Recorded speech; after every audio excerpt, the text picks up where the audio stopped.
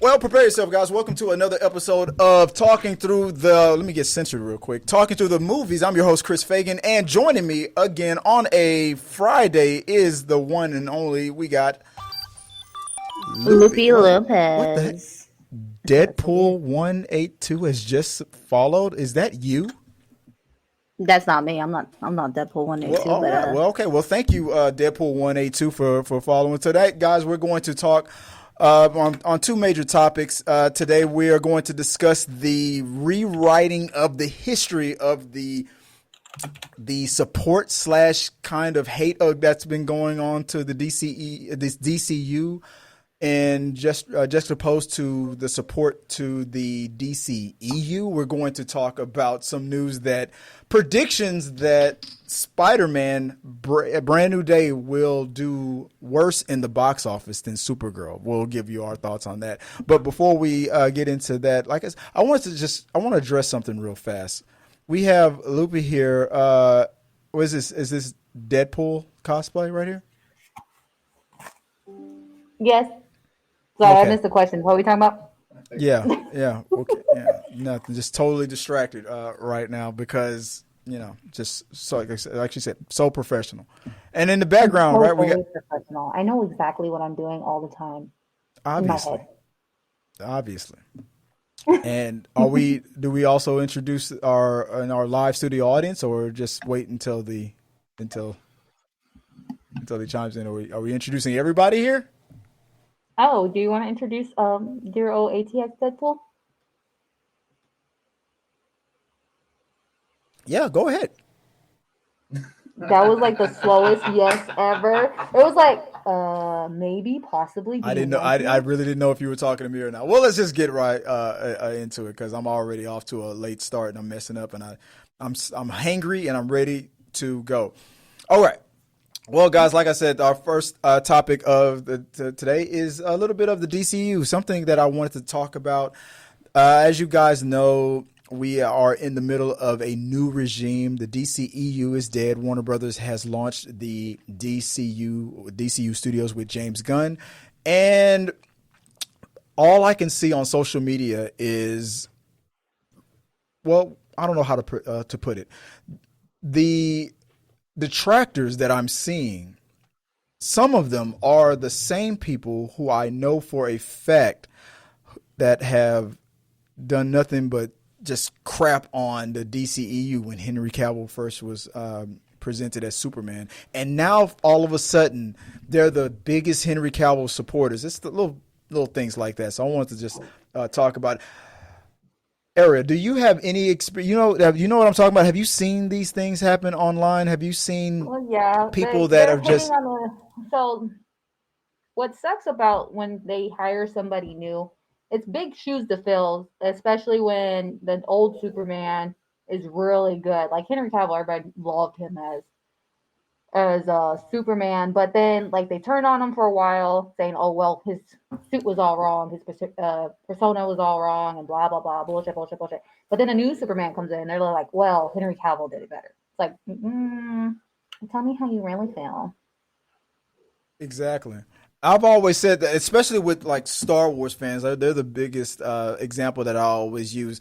They always bash on the current movie until the next movie comes out, and then they start talking about things that are redeemable Well, about the previous I one. mean, it's like kind of like him. What's his Hayden Christensen.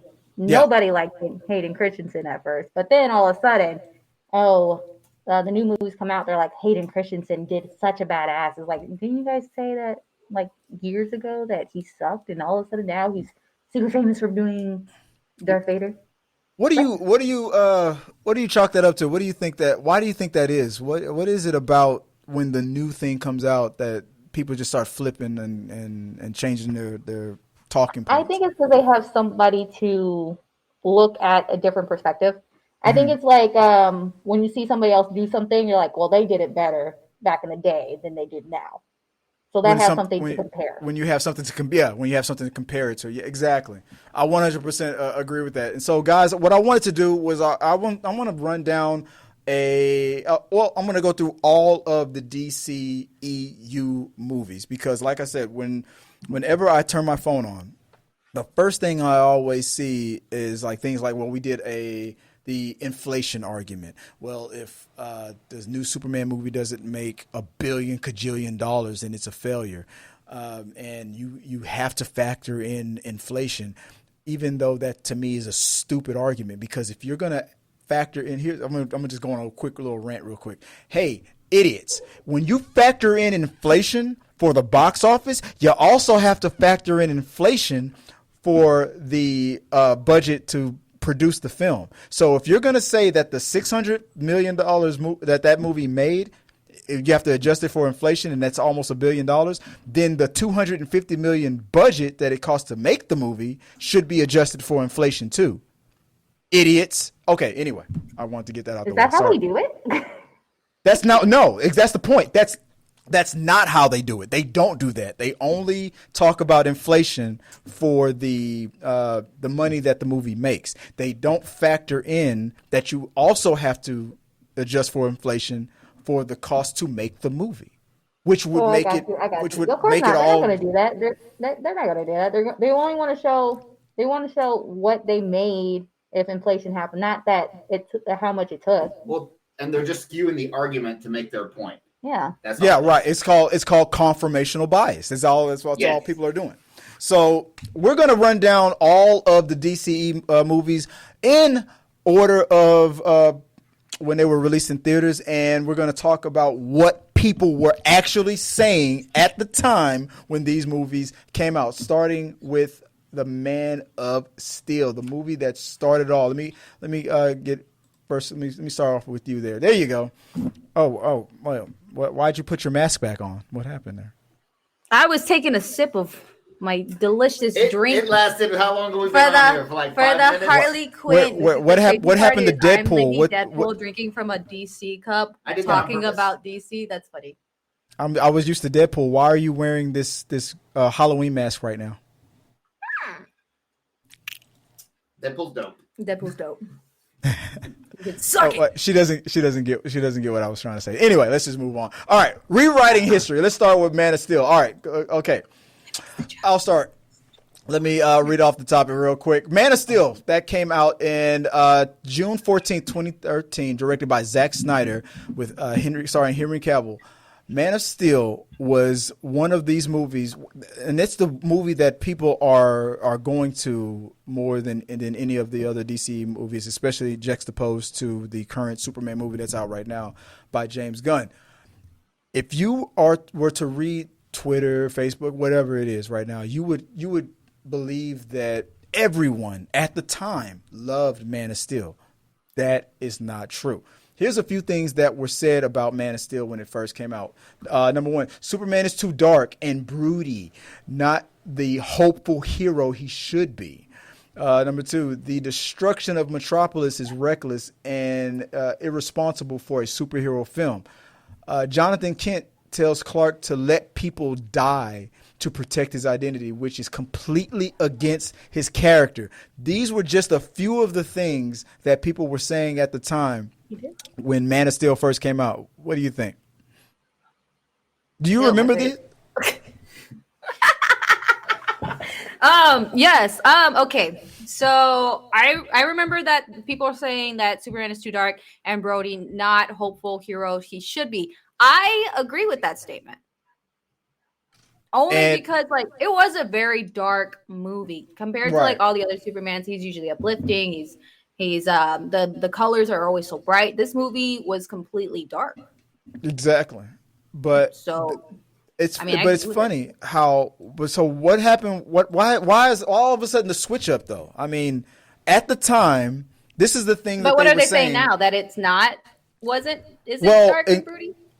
I mean, they're getting the happy, bright Superman that they complained and said that they wanted, but it's not, for some reason it's not good enough. I have a theory about that. I feel like ever since Henry Cavill built that computer live on Instagram and went viral, that's when he just became like too much of a sex symbol. You say too much of a sex symbol? Yeah, he's too much of a sex symbol. He needs to dial it down. I mean, a hot guy working on Too much of a man for all the rest of us. I mean, a hot guy working on computers, gaming. It's too I'm much. pretty The sure he internet plays can't. this- We what can't was the handle game that. he does? Warhammer. Warhammer. Warhammer, He does yeah. Warhammer. He's a Yeah. I mean, of Warhammer course, everybody's gonna be like Team Henry Cavill. I mean, I would be Team Henry Cavill. I mean, that's like a man wrapped all up in one. I also feel like ever since The Witcher came out, and that was so beloved, that's when the support for him as Superman started to shift. They went from bashing it to supporting it, and when But only because he did another movie. I don't know. I don't get it. It's like when Warner Brothers was being reactionary and they started pulling away from Henry Cavill and not showing him as much and hiding him. That's when his support started to rise. It was fun. They bashed him for the way he portrayed Superman. And then when Warner Brothers was like, okay, we'll get rid of him. Then they were like, well, no, he made that computer and he's hot and I like it. I mean, he has a six-pack. What else do we need? Wait, what? Wow. Really? Yep, that's it. There you Full go. screen, well, full screen. She said that. That's it. That's all it takes. There's the Hey, there's six the pack. I mean, analysis right there. it's a true statement. If you're like most, let's be honest. I mean, like when you're looking at movies and stuff, it's always a hot guy with a fucking six-pack or a hot girl. Oh, we're not streaming on TikTok, so yeah, let the F bombs. Let them fly. Well, Well, I'm streaming on TikTok, but Oh, you know, well, they there can- you go. they can Oh, suck well. my left and craters. creators. Mm-hmm. Anyway, but I mean, like, let's look at it prospectively. Hot guys sell more. Okay, that's true. As it with anything, hot guys sell more. So of course, when they're talking about having, I mean, Henry Cavill as Superman, it's like putting him as Wolverine. Wolverine had to get all muscled up for his movies or whatever. Yeah, okay. I don't. Just saying, hot guys. I mean, pay it's the bills. it's in the contract. Mm-hmm. I think to the point of the Jonathan Kent thing. Okay, we don't know people died. In that part of the movie is when the tornado's coming through and we're getting people to the overpass, right? They save the dog. Okay. I know. I trying think to I think they're protect talking about that Clark's conversation with the school bus when he was a little kid. Should he have let the kids drown? Oh. But He didn't let but anybody nobody die. Yeah, He I know, saved everybody but 'cause do he you didn't remember? But do you care. remember what Jonathan said? He said when he asked, "Should I have just to Maybe, protect or my something like secret? that. Should I have let them die? Maybe." Is Yeah, what he said. Okay, I understand that. But the dad isn't Superman, right? Yeah, The right. dad's going to do anything to protect his son. That's Yeah. just plain simple. That's for anybody, right? Like if you would protect your children, right? Like till death do us part. Exactly. I mean, and that leans into it was too dark. But what Zack Snyder was going for was a realistic, if this alien being actually existed in the real world. Yeah, maybe his adopted father would be like, yeah, let those kids die because the world is not ready for your secret. But this was the thing that these detractors were bashing this movie for. And now today they're saying the opposite. So I don't know. That's just basically. Well, that movie also got a 57 on Rotten Tomato. Right. Which I don't know how the Rotten Tomatoes work. I think it's the Rotten best Tomatoes- Superman movie that's ever been made. I don't Well, like that's a Rotten good question. Tomatoes know What they they're doing. do is they take every review and they just average it out, just like when a teacher grades papers. They just average. It's just an average. They don't. Rotten Tomatoes isn't the one that's giving them the score. They just take all the scores and then they give an average, and that's to where that 57 is wild to me for this movie. Yeah, well, that just means 57% of critics liked it, and the other Never mind. I'm getting off topic. I will get off topic with that because the horror thing got me. the whore. No, for Together got what a 99%, Yes. and it wasn't even that great of a movie. Just saying. Wait, Sorry, did you getting see off it? topic. Yes. Yep, Wow, Chris, thanks for telling me that you had a review ready. Wow. Anyway, no commitment. Actually, I did do a review. I just never sent it. We did do a that, review. and then we did a review for Weapons, too. weapons. Yeah. Yeah. What? Yeah, I already got that review up. I was Yeah. like failing. But let's move on real quick. So that's Superman. So yeah, that explains Superman. So all right, after Superman came out, then there was the follow-up, which was Batman versus Superman: Dawn of Justice, released back in March 25th, 2016. Also directed by Zack Snyder, starring Ben Affleck as Batman, Henry Cavill as Superman, and Amy Adams as Lois Lane. Now, a few of the things that were said by. Wait, do you have the notes on your end? Yes, we have the notes. You want to read what the detractor, where people were criticizing and saying about Batman versus Superman at the time? Or you want me to read it? I'll just keep going. I got it. I'll read it. They were saying things like Batman is a killer using guns and explosive, which isn't the real Batman. Another thing that they said was Lex Luthor's characterization is too manic and unthreatening. The last thing was the whole Martha scene is stupid and breaks the tension. Remember the whole Martha. Why did you say that name? So we just talked about this actually. So here's the deal. Loopy she hasn't really watched all these movies. So over the last 48 hours, told you, we've been binging the DC universe, and she Right. just watched this movie for the first time 2 days ago. So everything's fresh. So what did you think? Okay, so as a person who just saw this whole Martha situation for the first time, what did you think about that moment?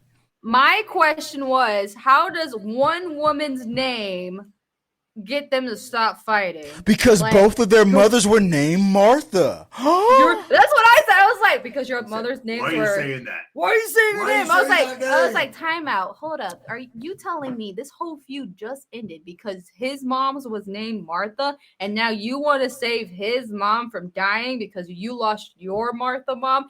Is that what I'm hearing right now? You're killing Martha, and he wants to save Martha because he's Batman. Pfft, duh. But let's be honest, Batman has been on a killing spree this whole entire movie. So that made zero sense. I don't agree with that. He was on a killing spree the whole entire. The only time he picked up a weapon was in his dream. Whenever Superman, he had a vision that Superman was going to take over the world. He ran over people with his car. We don't know they died. People get ran over every day. I'm pretty sure he was shooting people as well with their own weapons when he was moving them in the direction of others. That's him killing somebody. We don't know they died. Okay, well let's assume they all died from a gunshot wound. Let's be honest, all right?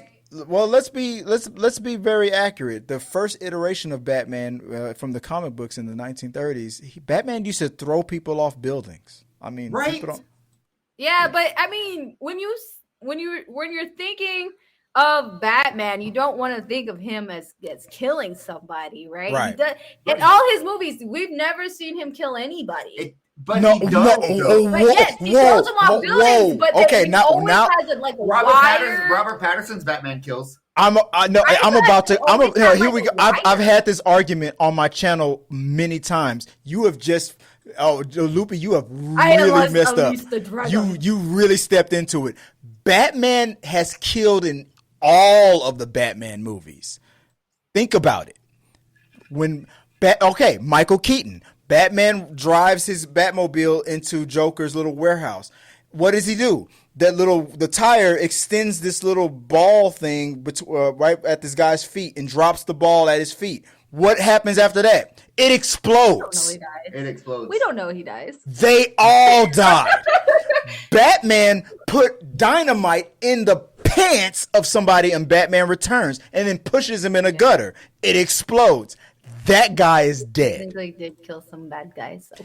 Batman has killed in every Batman movie. But no one actually ever sees them dying. All right, whatever that's you have to tell yourself to sleep at night. See them dying. You just see him doing it, and then that's it. That's the end of it. That's all you get. You don't get the actual blood scene, murder scene, blah blah blah. You don't know if he dies. I mean, yeah sure, he shoved some dynamite. Sure, whatever helps you feel like you're a good person. Yeah.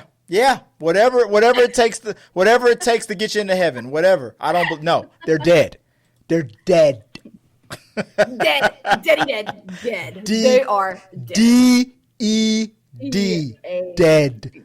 All right. The next movie that came out after that was Batman versus Wait, Superman. did you like Batman versus Superman? I did. I mean, I'm mostly for the most part, I like most of the DCEU movies, but Okay. we're about to get into the duds. Here's another one that I liked. Suicide Squad, released in 2016, August 5th, 2016. Directed by David Ayers, starring Will Smith as Deadshot, Jared Leto as the Joker, Margot Robbie as Harley Quinn. Some of the things that were said about this movie: the Joker is a cheap, hot topic knockoff, and this was probably because in comparison to the Dark Knight, Heath Ledger's Joker. Yeah, That's a tough role. Like, Yeah, exactly. I mean, Heath Ledger did an amazing job at playing Joker. Yeah. It's a real tough spot to be in when it comes to making a new Joker. In anybody that would play in the Joker after Heath Ledger was going to face that. But another thing that was said was Harley Quinn is a shadow of her comic book counterpart, lacking true madness, and the Enchantress is a forgettable villain, and the plot is incoherent.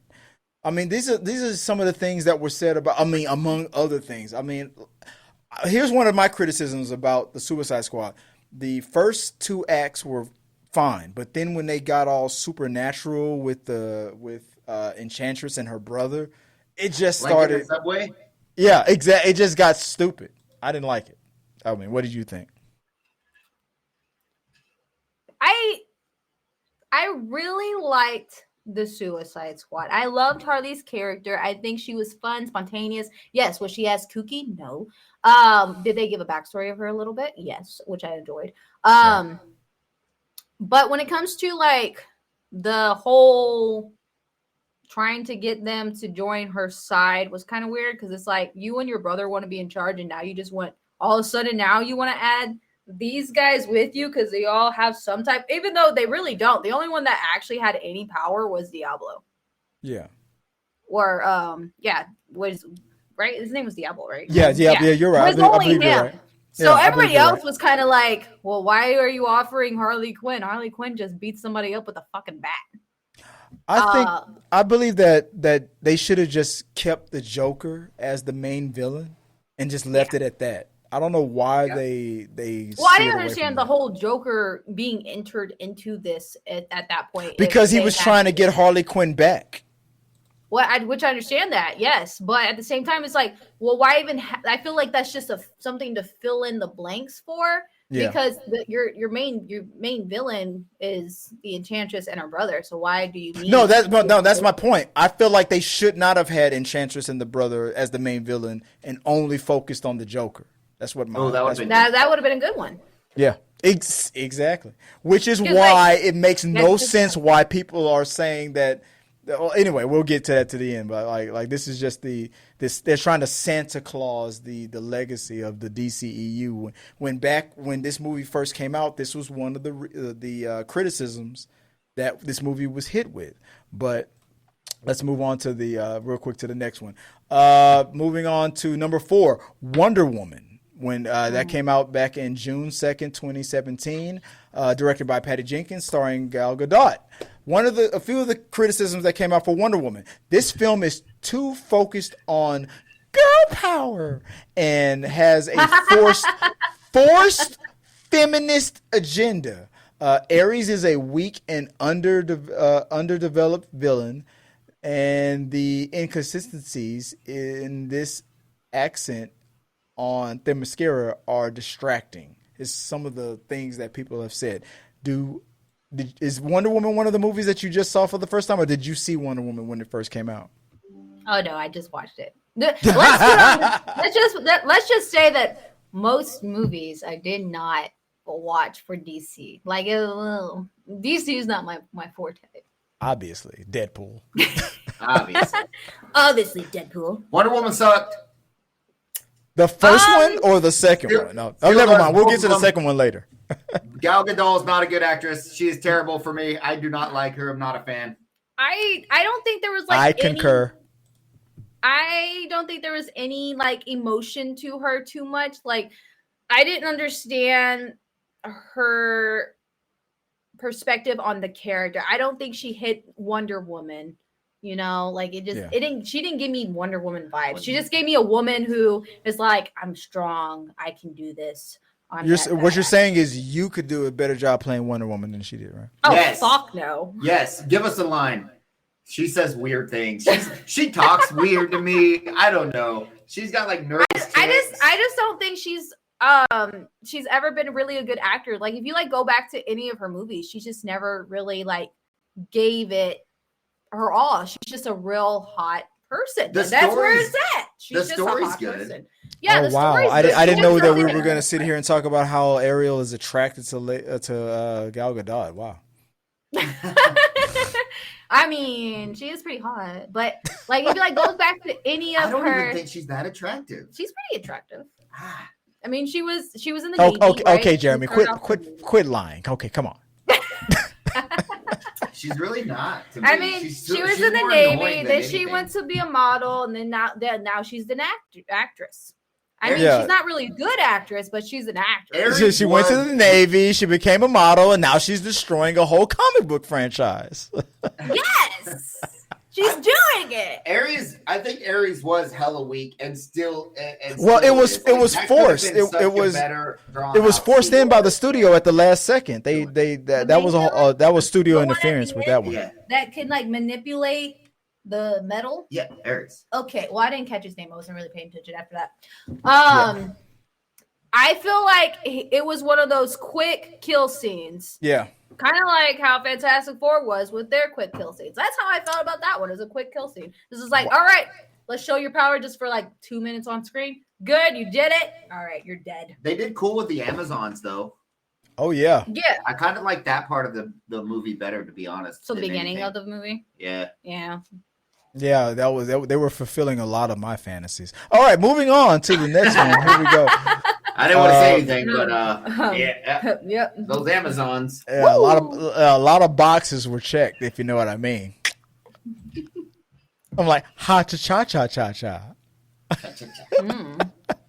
All right, moving on to the next thing. Here we go. All right, the next movie that came out right after that, number 6, we have Aquaman. Aquaman came out back in December 21st, 2018, directed by James Wan, starring Jason Momoa and the woman that everyone loves, Amber Heard. Everyone loves, right? No notes, no controversies there at all. Nothing happened. Nothing happened.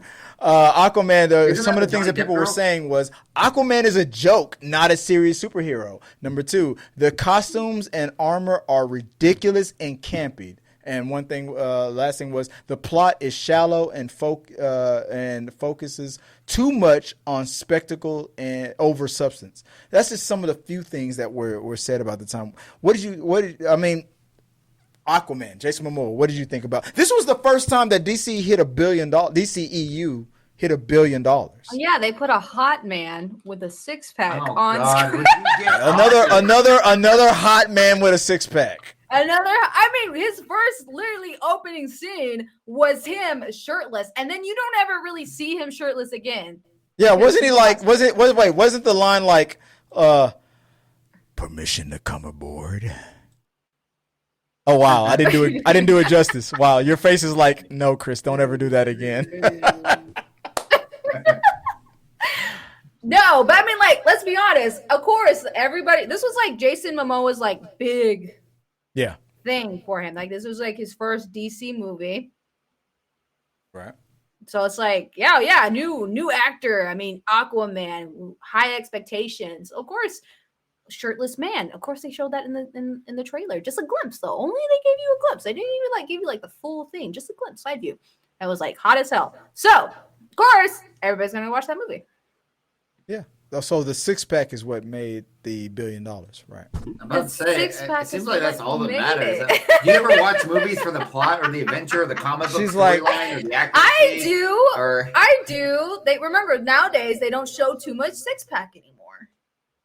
Right. The new Aquaman, they don't show any of him shirtless because she's like no six-pack, 1 star.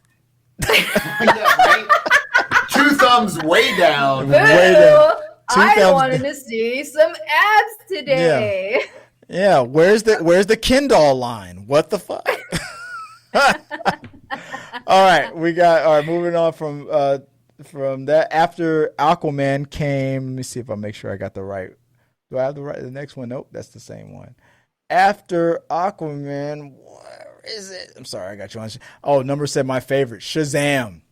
Shazam came out back in April 5th, 2019, directed by David F. Sandberg, starring Zach Levi. Some of the things that Shazam, I liked Shazam actually. I thought I enjoyed this movie. But some of the things that were said at the time was this film is too silly and lighthearted for a DC film because DC was known for their dark tones. Shazam's childishness is irritating and not funny, and Dr. Savannah is a generic, forgettable villain. Now, was this one of? I'm gonna assume that this is one of the ones you just watched. Yes, I could tell. Good guess. He didn't have a 6-pack and his abs didn't show. Yeah, well, he was literally a child. No.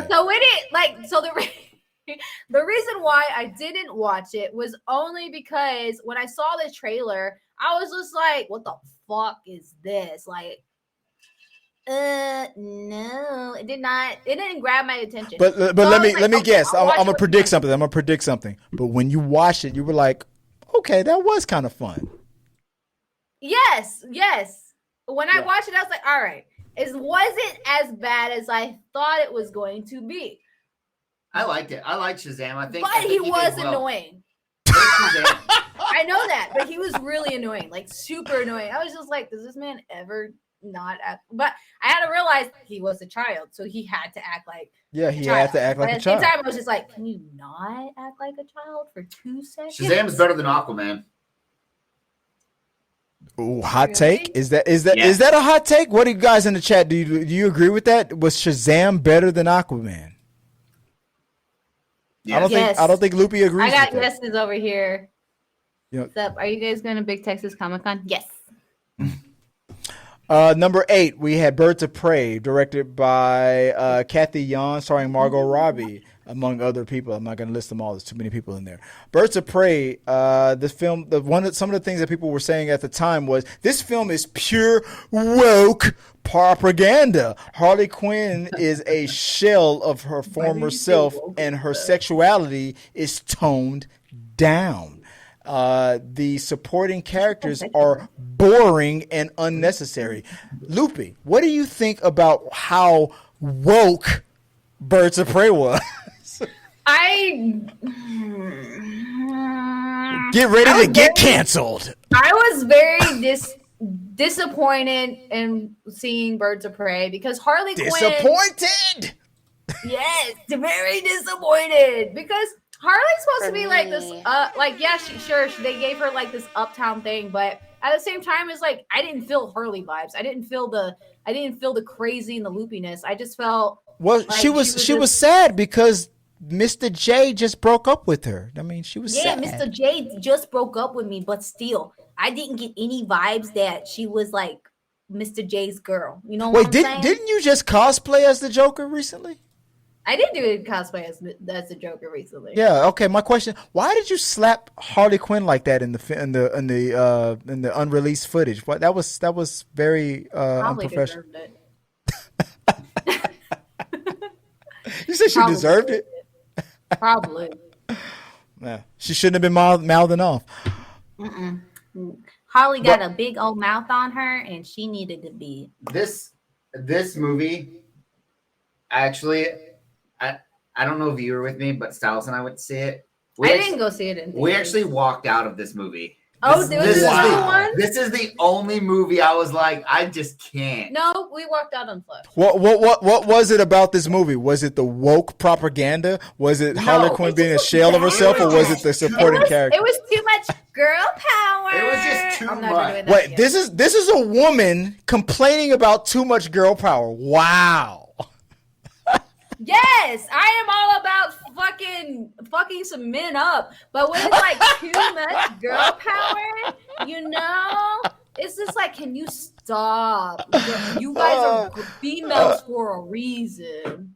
That's right. funny as hell. Yeah, I'm like, get what the do kitchen, you make think? the I'm like, hey, Loopy, what do you think about all that girl power? She's all like, shut up, bitch. Too much. Too much. Too much. Too much. I need my That's men in there. That's too funny. Way too much girl power. I understand why they have to do it. Political and it's just. But she's just a regular human. Just arrest her. She's clearly doing some crazy shit. but she's psycho. But there's a lot of psycho people. But I don't understand. I was like, like, she is just a crazy person that could be easily. she doesn't have the resources. Of I mean, you Joker in could this movie, well, like, you she could should say play the same herself. thing about Batman, though, right? But Batman has a billion. Like, He he's has a the rich- resources. he has But resources. Batman has a Harley lot of Quinn is money, and broke- we call him Zaddy. Yeah. No, but like it's a true statement. Like Harley Quinn is a broke. A broke Chick. bitch. You about to say broke bitch? She's a broke bitch. She's a broke bitch, and yet, but she's still running away from the like. These people can't catch her at all. See, Slayer agrees with me. Yeah, Slayer does agree, but still, like you can't catch her. Like she's just a chick. Go get her. For some reason, she always. And that egg sandwich scene just always irritated me. That whole egg sandwich scene. My life flashed before my eyes when it hit the ground. I was like, wait, what? Why are we so on this egg sandwich? Like watching it slow-mo hit the ground was sad. That thing got a 79% on Rotten Tomatoes. Yeah, it did. But man, it's still got a 50-something. That is insane.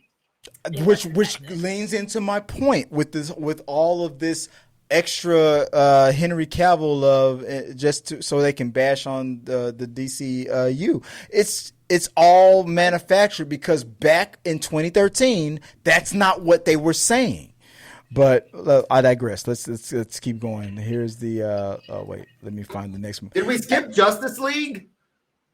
No, Oh, okay. we haven't gotten to.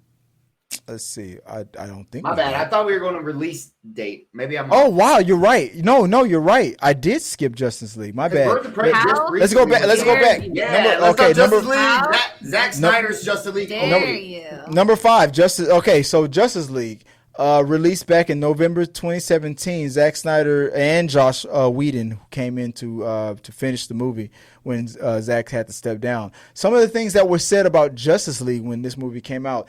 This isn't Zack Snyder's Justice League. The Whedon cut ruined it. The Flash is too annoying and the jokes fall flat. And the third thing was Steppenwolf is boring. Boring CGI villain. What do you got to say about Justice League? Was this one that you walked out in the theaters, or did you just see it for the first time? We just to be clear, we only watched the Zack Snyder cut.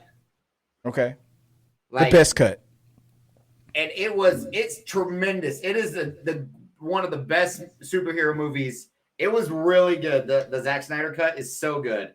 I still don't understand. Well, if you didn't watch the Josh Whedon version, the theater actor version, you would ask yourself, what was his damn problem with why he hated the actor who played Cyborg so much? Because you didn't get that Cyborg backstory or that extended you didn't get that in the theaters. All of that explanation and that what do they call it? Exposition for Cyborg. He cut it all out. Really?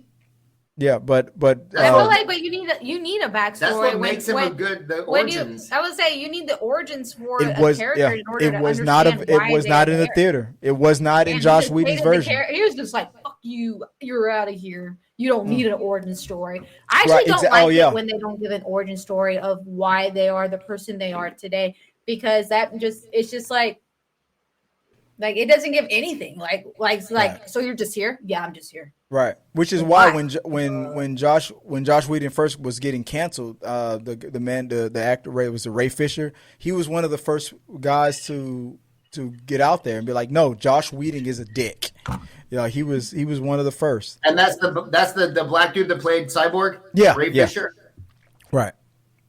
Yeah. I don't know. I like that character, and the whole Zack Snyder cut was. I mean, the shit's like 4 hours long, but it's so good. Wow, you guys! Wow, I appreciate your dedication. Moving on to number 9 came out. Wonder Woman 1984 it came out. This was okay. So this is when the Warner Brothers hit the when we hit the COVID era. Directed by Patty Jenkins and starring Gal Gadot. Wonder Woman 1984. I can without even reading what people were saying. I'll tell you exactly what I said. This sucked. It should never have gone to anything. I don't care. I'm glad COVID was happening because this movie did not deserve to go in anybody's theater. It should have gone direct. It shouldn't have even gone to direct to streaming. It should have went to VHS, and that means nobody should have seen this movie. This movie sucked. This movie was garbage. Some of the things that people were saying was that Wonder Woman's powers are inconsistent, and the lasso of truth is used for cheap jokes. Max Lord is a caricature, not a compelling villain. And Cheetah's final design is terrible, and the character is underutilized. And a lot of the people, I remember people saying at the time that the CGI it was bad. It was bad. Did you? Let me guess. I'm gonna assume you've seen Wonder Woman 1984 before. Negative. I just watched it. You just watched it. I'm sorry for your loss of time. It's okay. I really wasn't paying attention to it because it was so boring. But I heard it and I understand it. But it didn't capture me. The fact that the leopard lady, cheetah lady. We did pause what we were doing to watch that whole end fight scene. We were just sitting there like, and that thing was ridiculous. What the fuck? And it was hilarious because he's like, "What is she swinging on?" All right, we know what she's swinging on, but what is Wonder Woman swing? It's like Spider-Man all over again. Right. There's no building there. I mean, I love the love scene, right? Like the cute little Chris Pine and her. Their scenes are cute. I'm so glad you said that. You just fell right into my trap. Oh no.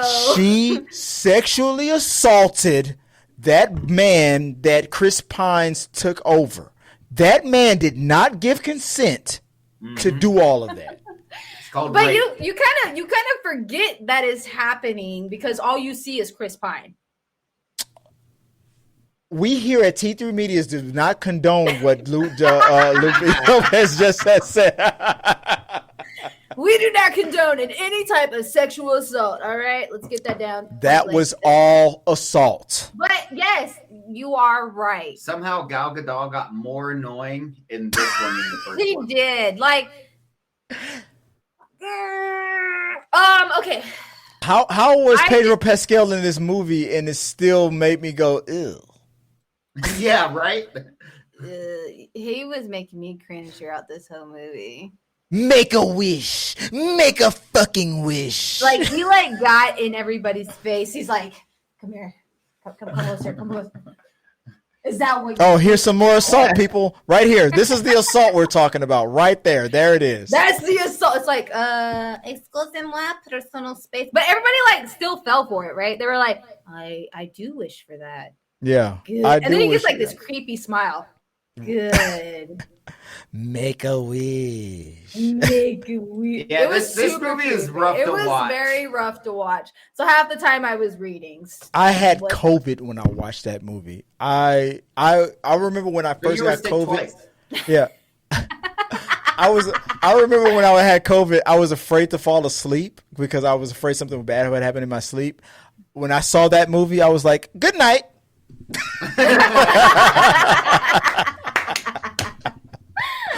So yeah, I mean, so yeah, it was. I was like, why am I watching? So when I was watching a couple of these movies recently, I was like, this is why I never watched them in the first place. Ugh. Like Marvel rules, DC sucks. Now hang on. This is a pretty good movie. I don't like how he portrayed him.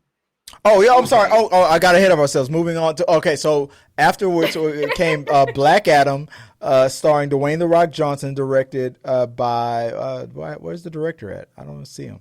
Anyway, so this was the movie. This was when, after all the controversy about how Henry Cavill isn't being utilized anymore, Dwayne "The Rock" Johnson finally came in with this like 7 or 8 year long project that it took that long for this movie to get produced. He was cast as Black Adam years ago before this was finally released. Yes.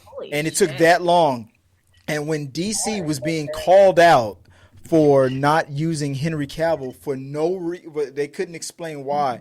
They were being reactionary and they were trying to pull back from Henry Cavill. And then, like I said, after Loopy says that his six pack was shown, they wanted to show the fans wanted more Henry Cavill. The Rock got Henry Cavill back on screen after years of Warner Brothers purposely not using him. Why? I'll tell you why. Because The Rock's agent, his ex-wife, is also Henry Cavill's agent. And that's why he was able to convince Warner Brothers to let Henry Cavill back into the DCEU.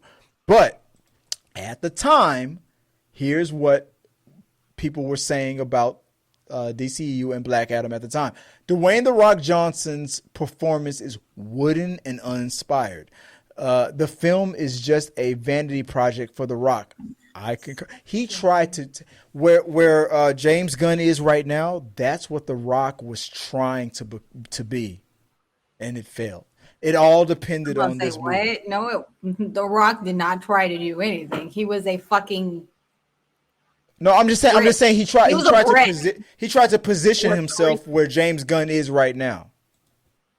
That's just fact. I like this movie. I didn't like this. I don't think he had. Oh wait. emotion. Oh, I'm sorry. I didn't finish. Hold on. Wait. The film is just a vanity project for The Rock, and the last thing that they said was the Justice Society characters are underdeveloped and serve no real purpose. Okay, there you go. I'm sorry. Go ahead.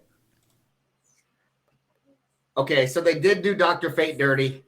Dude, Dr. Fate could be such an amazing character, and yet they were like, half the time he's just sitting there on the chair. He's just like, oh, I'm not. And they got Pierce Brosnan, so they got like a huge name to be Dr. Fate. And he's just sitting here like, no, I'm not. James Bond, baby. And the fact that he's like, I saw a vision, and I have to die in your place.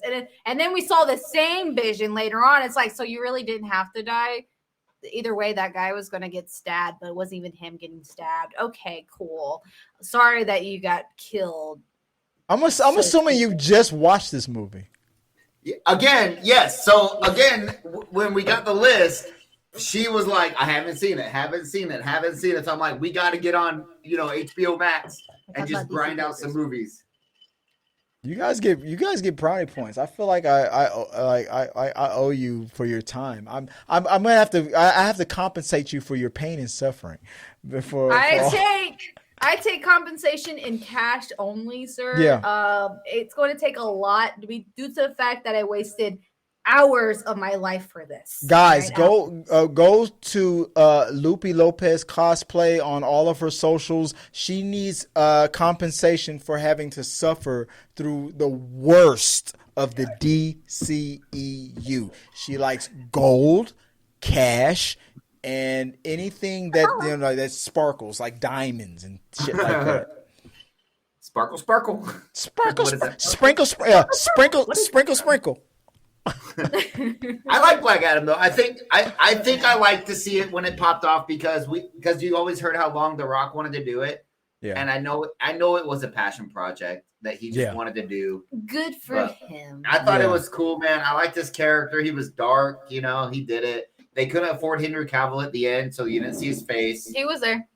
Oh, they actually showed his face? Yeah. Oh, I don't remember that piece. Yeah, that's what I was saying. It's not because they couldn't afford Henry Cavill. It's because people hated on that Superman so much, but because that Superman is throughout that's the storyline that they got a random Superman to fill his place, so they didn't have to show his face. Agreed. We got in the live chat. We have Brianna Jasmine saying that Black Adam was terrible, and I'm a Rock fangirl. Yeah, like his acting was bad, and also the CGI for him, for the character, like his like out of the Black Adam character was terrible. Why didn't y'all not shrink his head at least to match the body type? Because this man's head was fucking huge, and this guy's body, whoever he was so small. And it's like, couldn't y'all at least shrink The Rock's head to match the body? Because I was staring at that for the longest. Like, why? I think The Rock was originally cast back when he had hair. I think that's what it was going on. It took that long. Wrestling name before The Rock. Yeah, he was cast as Black Adam during the Attitude Era of WWE. Yeah. If you wrestling fans, it was so bad. Like that CGI, I was like staring at it. Like, what the fuck is this? When was this movie made that the CGI for that was that bad? I'm going out of Rock. Fuck that movie. I'm going out of order. I realize that now, but that was number 12. But this is check yourself. I'm trying, but the little thumbnails are like so small, and I keep accidentally, skipping some. But here, number 11, the Suicide Squad. Okay, this was released back in 2021, directed by James Gunn, and Idris Elba. We have John Cena, Margot Robbie. Some of the things that people were saying about this movie: this film is too violent and gruesome. The humor is often childish and doesn't land. Starro, the Conqueror, is a ridiculous villain for a serious film. Suicide Squad is not a serious film. Not at all. James Gunn, I feel like that was awesome. That was all. I loved the Suicide Squad in comparison to Suicide Squad. I think James Gunn did a phenomenal job. But I like Suicide Squad more. You like Suicide Squad better than the Suicide Squad? Yeah. Yeah, this is your last day on this channel. No, I'm curious. I'm curious. Why'd you like that one better? Because this one it was too ridiculous. Like, they had way too much.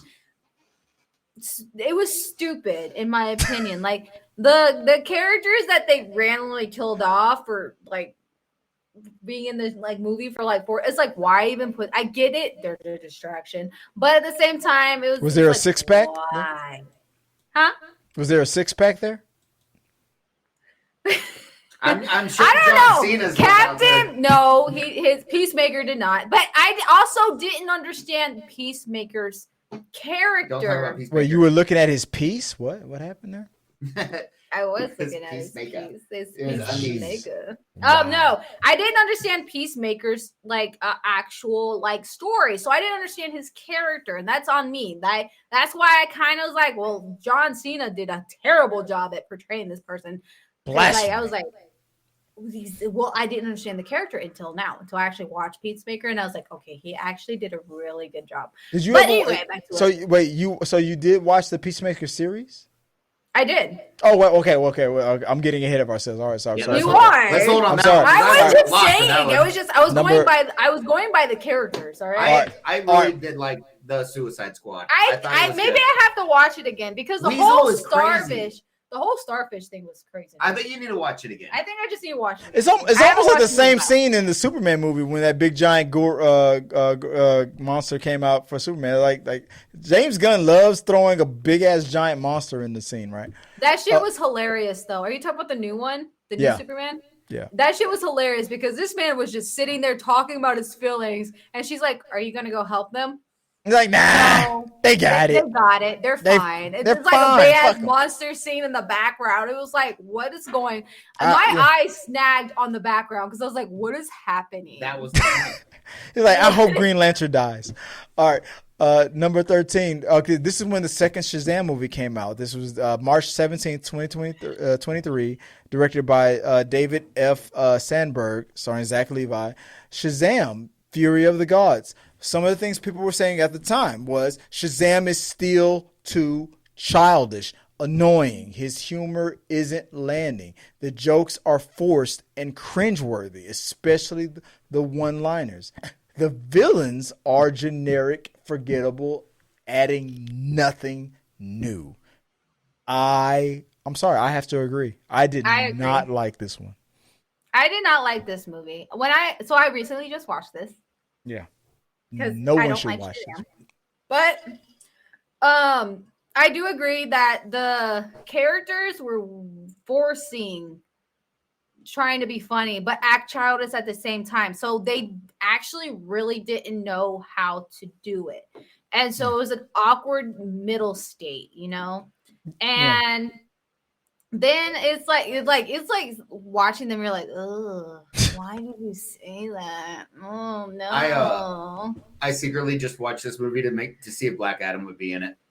I know he's not. That's the old reason, because this came out after Black Adam, right? So I was like, all right, they're all going to come together, do their Shazam Black Adam fight scene. I even said, I was like, hey, is Black Adam technically like part of Shazam? And he's like, he is. The wizards all gave his power, and he has this Shazam on his actual outfit. And that was one of the problems. I mean, Black Adam is a Shazam villain, and The Rock did not want to work with Zach Levi and do Shazam. He wanted to go past that and go straight to Superman. He only wanted to work with Henry Cavill, and that's what sucked. It was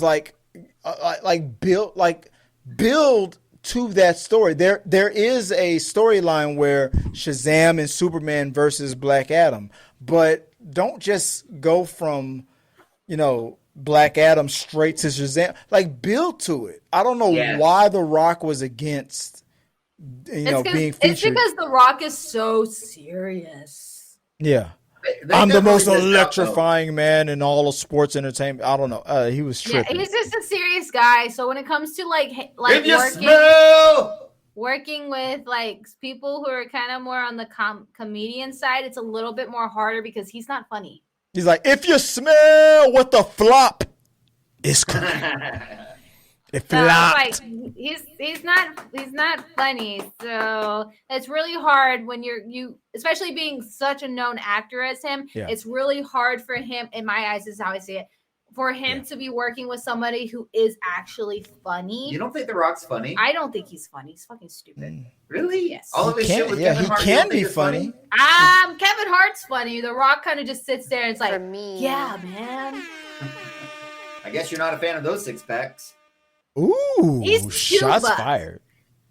He's too buff. He has way too much on him. It's like trying to say that Arnold Schwarzenegger back in his day was really hot, and he really wasn't. That six pack had too much. What was it called? What is it that they would shoot themselves up with? Steroids. There was too much steroids in those. Yes. Like John Cena looks weird. He looks like a giant baby. Yeah, he looked super weird when he was naked in Peacemaker. All right. Let's get to the next one.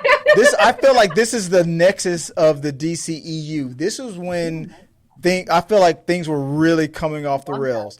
The Flash, directed by Andy Muschietti, starring Ezra Miller. Some of the things that people were saying about The Flash was Ezra Miller's performance is annoying and unlikable, especially with the multiple Flash portrayals.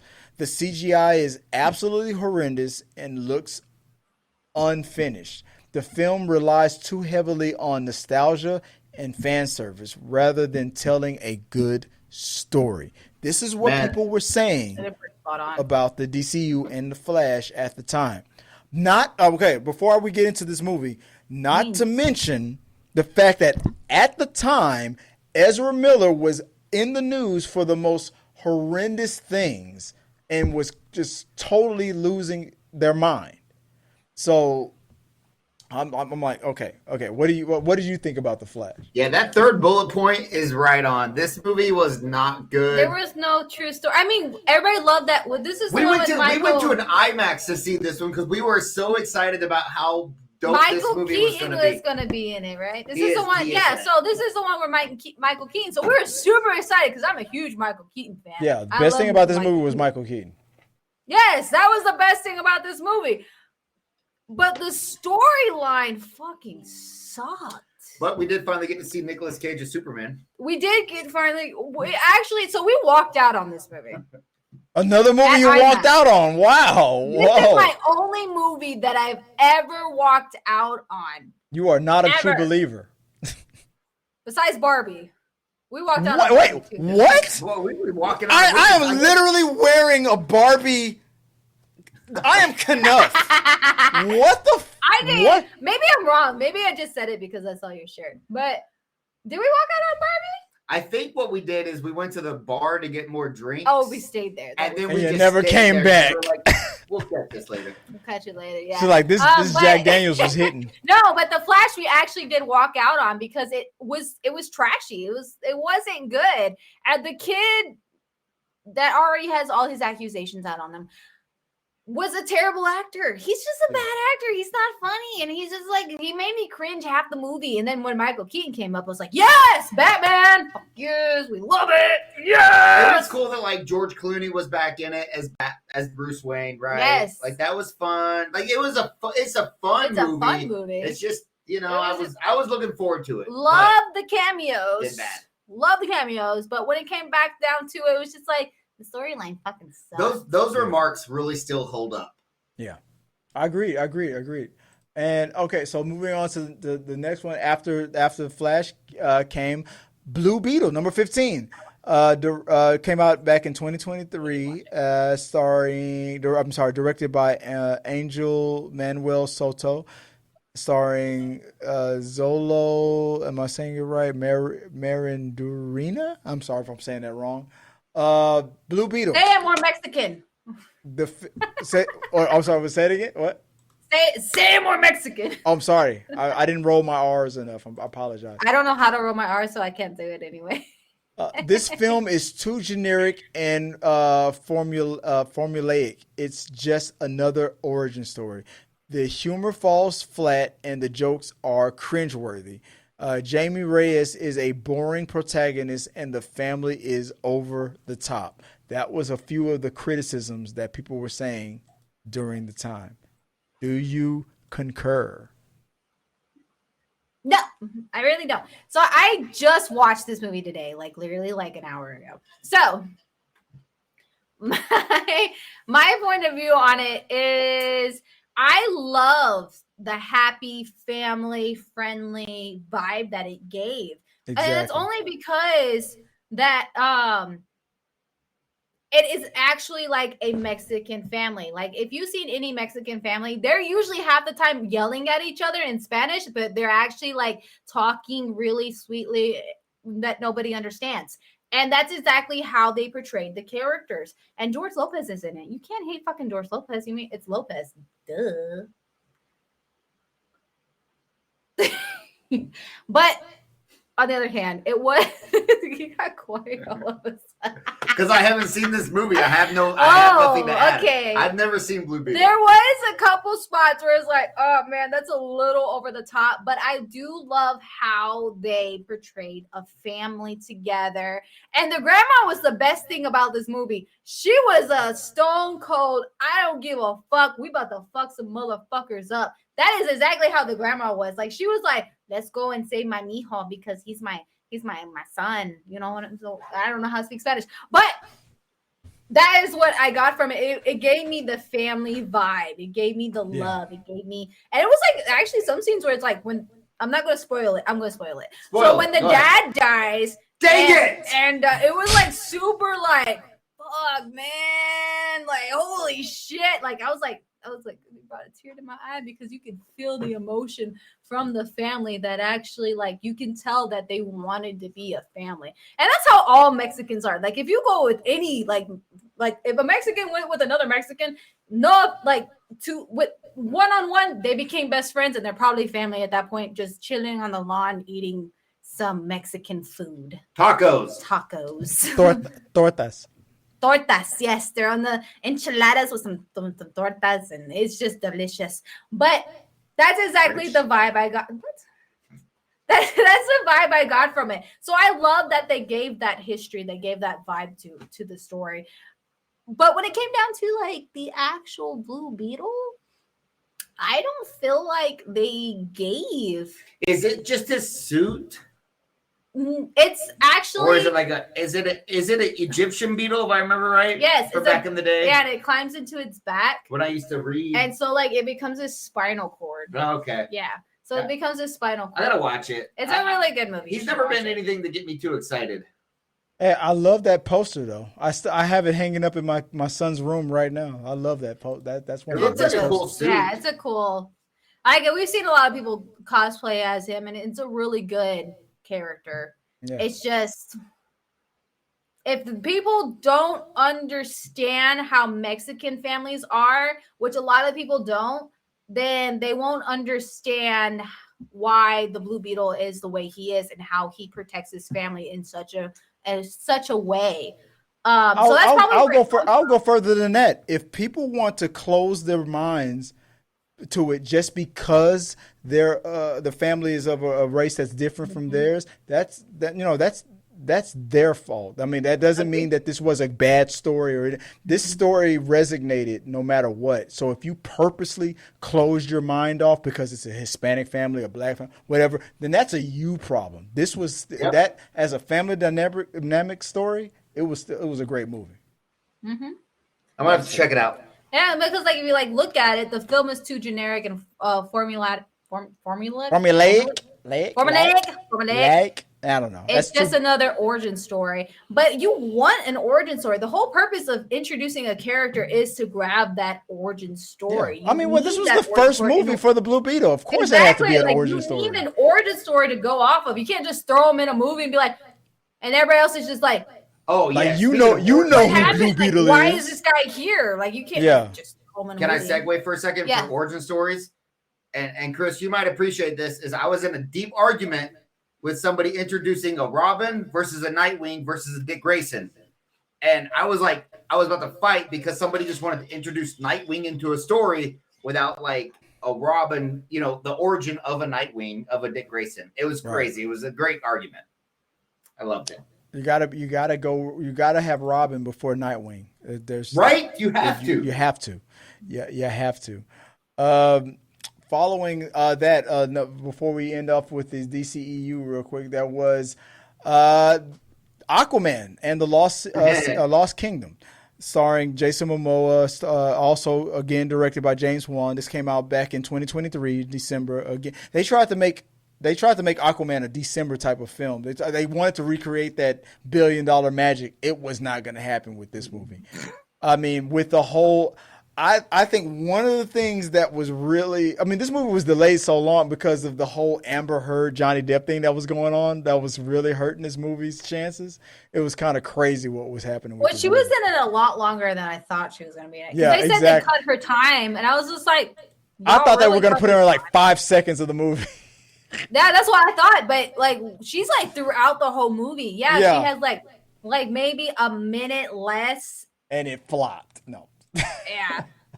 No, I'm not saying no. The writing of this movie was the reason why it was bad. It wasn't Amber. Amber Heard wasn't the reason why this movie was bad. It's just Amber Heard was a great actress towards this character. Didn't help though. It didn't help. No, it didn't help. It's like the controversy didn't help. When it comes to it's like, well, she did this to Johnny Depp. Well, we actually really don't know the whole story, but we do. There's a whole thing on Netflix about it.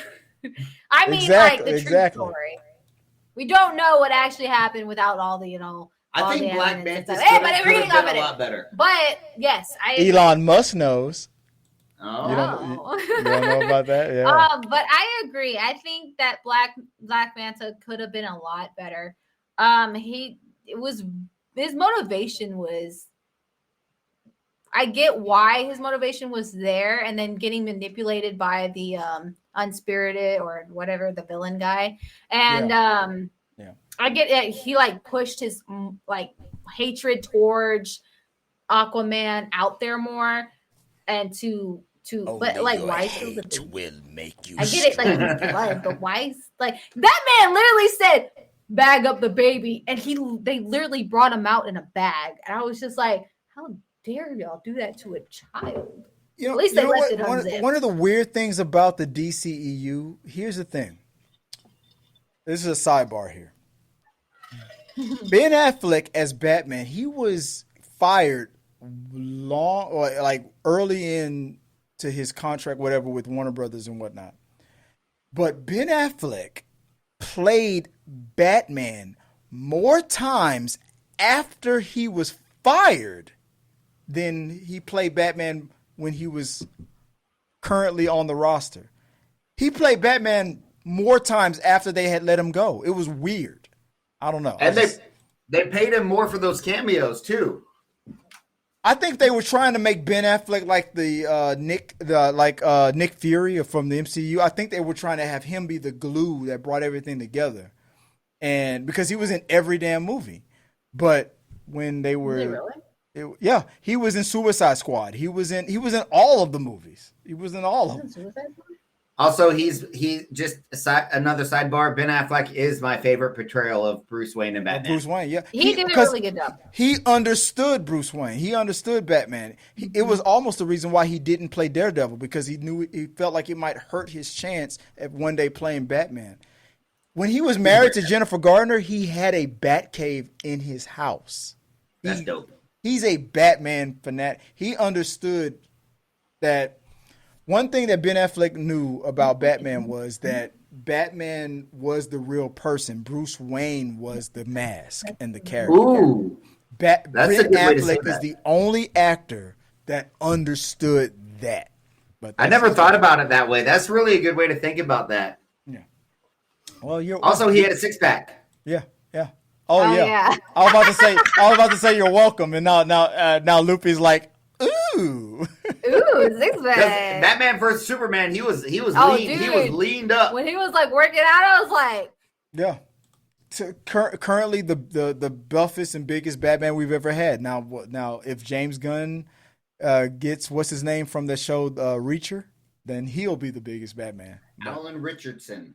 I hope he becomes Batman. I want him to be. That's just me. I don't know.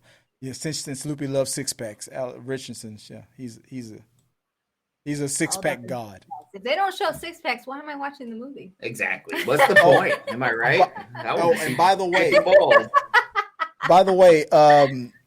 Aquaman in the Lost Kingdom was like officially the last DCEU film that the DCEU brought out, and that movie ended with a character eating a cockroach. Let that sink in. Yes, it did. Also, that movie had 0 six packs in it. That's why it didn't do good. Wow. Yeah, that's It what had none, like 0. Like it didn't have any six pack. Like Jason Momoa didn't take his shirt off once, and we all know the reason why. Obviously, he gained a lot of weight, but still, why? Okay, we're not gonna body shame Aquaman. Here. What's going on here? But she's not wrong. All right. Okay. So, and a little bit of an asterisk. I know this one. I didn't think the segment would go as long as it did, but it did.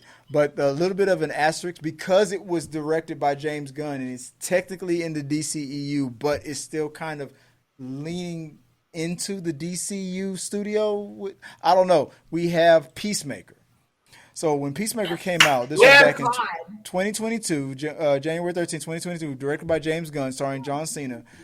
Some of the things that people were saying about Peacemaker, the humor is too crude and relies heavily on immature jokes.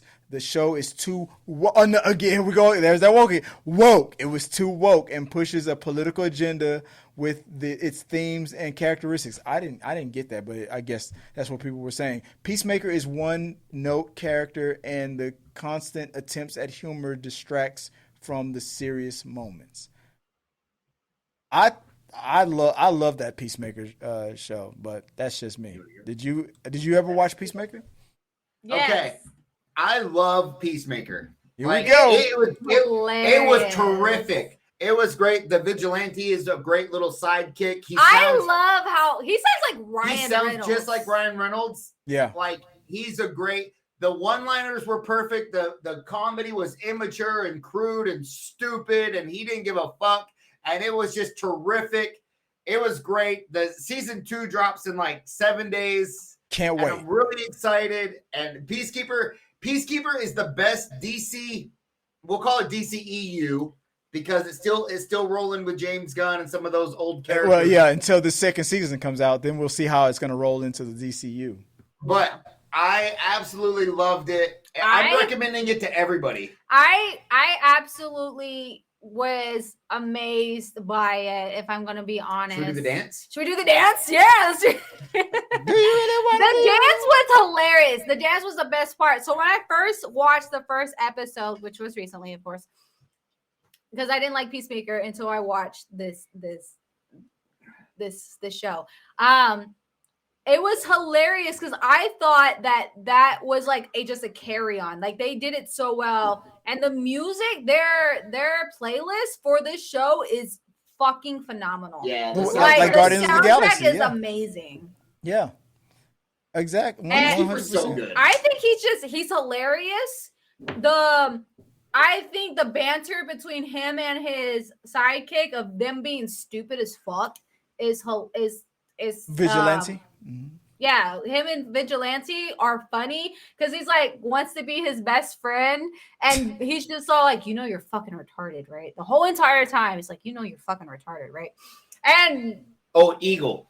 Eagle is the best. Eagle is the best. That CGI of that is so good. It looks real. For that eagle, I was like, that looks like a real eagle. It looked like a real eagle. Like that had better CGI than some of the major movies that they put out. The fact that he like carried on the whole thing with him hugging the piece. Eagle. Yeah, him Yeah. hugging. He's like, Eagly, yeah. He was like, Eagly hugged me, and everybody's like, no, he didn't. He didn't do that. And they dragged it on throughout the whole season. Was awesome, dude. Like, and to Slayer's comment, that scene where they're torturing that shit was hilarious. Yes, when they were torturing. I'll never talk. I'll never talk. And he's like sitting there, and like, Vigilante's getting fucked up. It's Yes. like, I'll never say anything. Why am I being tortured? And then he's like slowly, like, he's like, are you like have the world's dullest fucking knife? And he's just all like, I didn't sharpen it before I started. It's a great show. Like it is a perfect show. I hope with a new producer, I hope it doesn't change, a new director. I hope it doesn't change too much. It's going to change a lot. Like I heard that there's going to be a new dance intro. Mm-hmm. There better be because that first one was hilarious. It was. You funny. wouldn't When I want them to first just watched use it, the I same was thing? Huh? You wouldn't want them to use the same dance? No, I mean at this point you have to use a different dance. Okay. You have to because like that first one is hilarious. I almost got it down. He almost has it down. Like he was in the house. He was like all serious and everything. He's like, It's great. Peacekeeper is the best thing to come out of the DC world ever. Like, it is the best. I hated when James Gunn like turned some of the like Marvel movies into hilarious, but the fact that DC is doing it too, and like he went to DC and did the same shit, it's the funniest thing ever though, because he's doing. I don't know if it's just because I hate DC so much that I expect them to be stupid hilarious. That and not like super like serious no blah blah blah. That it's just great for me. I enjoy it so much more because when like who did Love and Thunder? Marvel. That was Thor. That was I don't know the director, but no, that was what's his name? That movie was stupid as fuck. The same director who did Ragnarok. What's his name? Love and Thunder is a great movie. I fucking hated that movie. No, Love and Thunder was bad. Very bad. It was trash. Not bad, not trash. Great movie. It was bad. It was very bad. But they try to make it too funny, but when they try to make it too funny and it's actually hilarious, that's what I love. So like the fact that Peacemaker is like they're trying to make it funny and it's fucking stupid hilarious. I love it. Thor, Love and Thunder. I hope the second season. I know the director. I don't know why I'm forgetting his name right now. It's Taika Waititi. Is it that guy that's in? The vampire movie, What We Do in the Shadows, and Thor Ragnarok. Yeah, Taika Waititi. He's great. Yeah, Taika Waititi.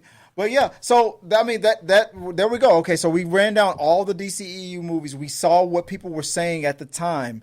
Why do you think people are now trying to rewrite history and pretend like everyone loved the DCEU because now that the DCU is out now. What is real quick? What do you think? What are your thoughts on why this is happening now?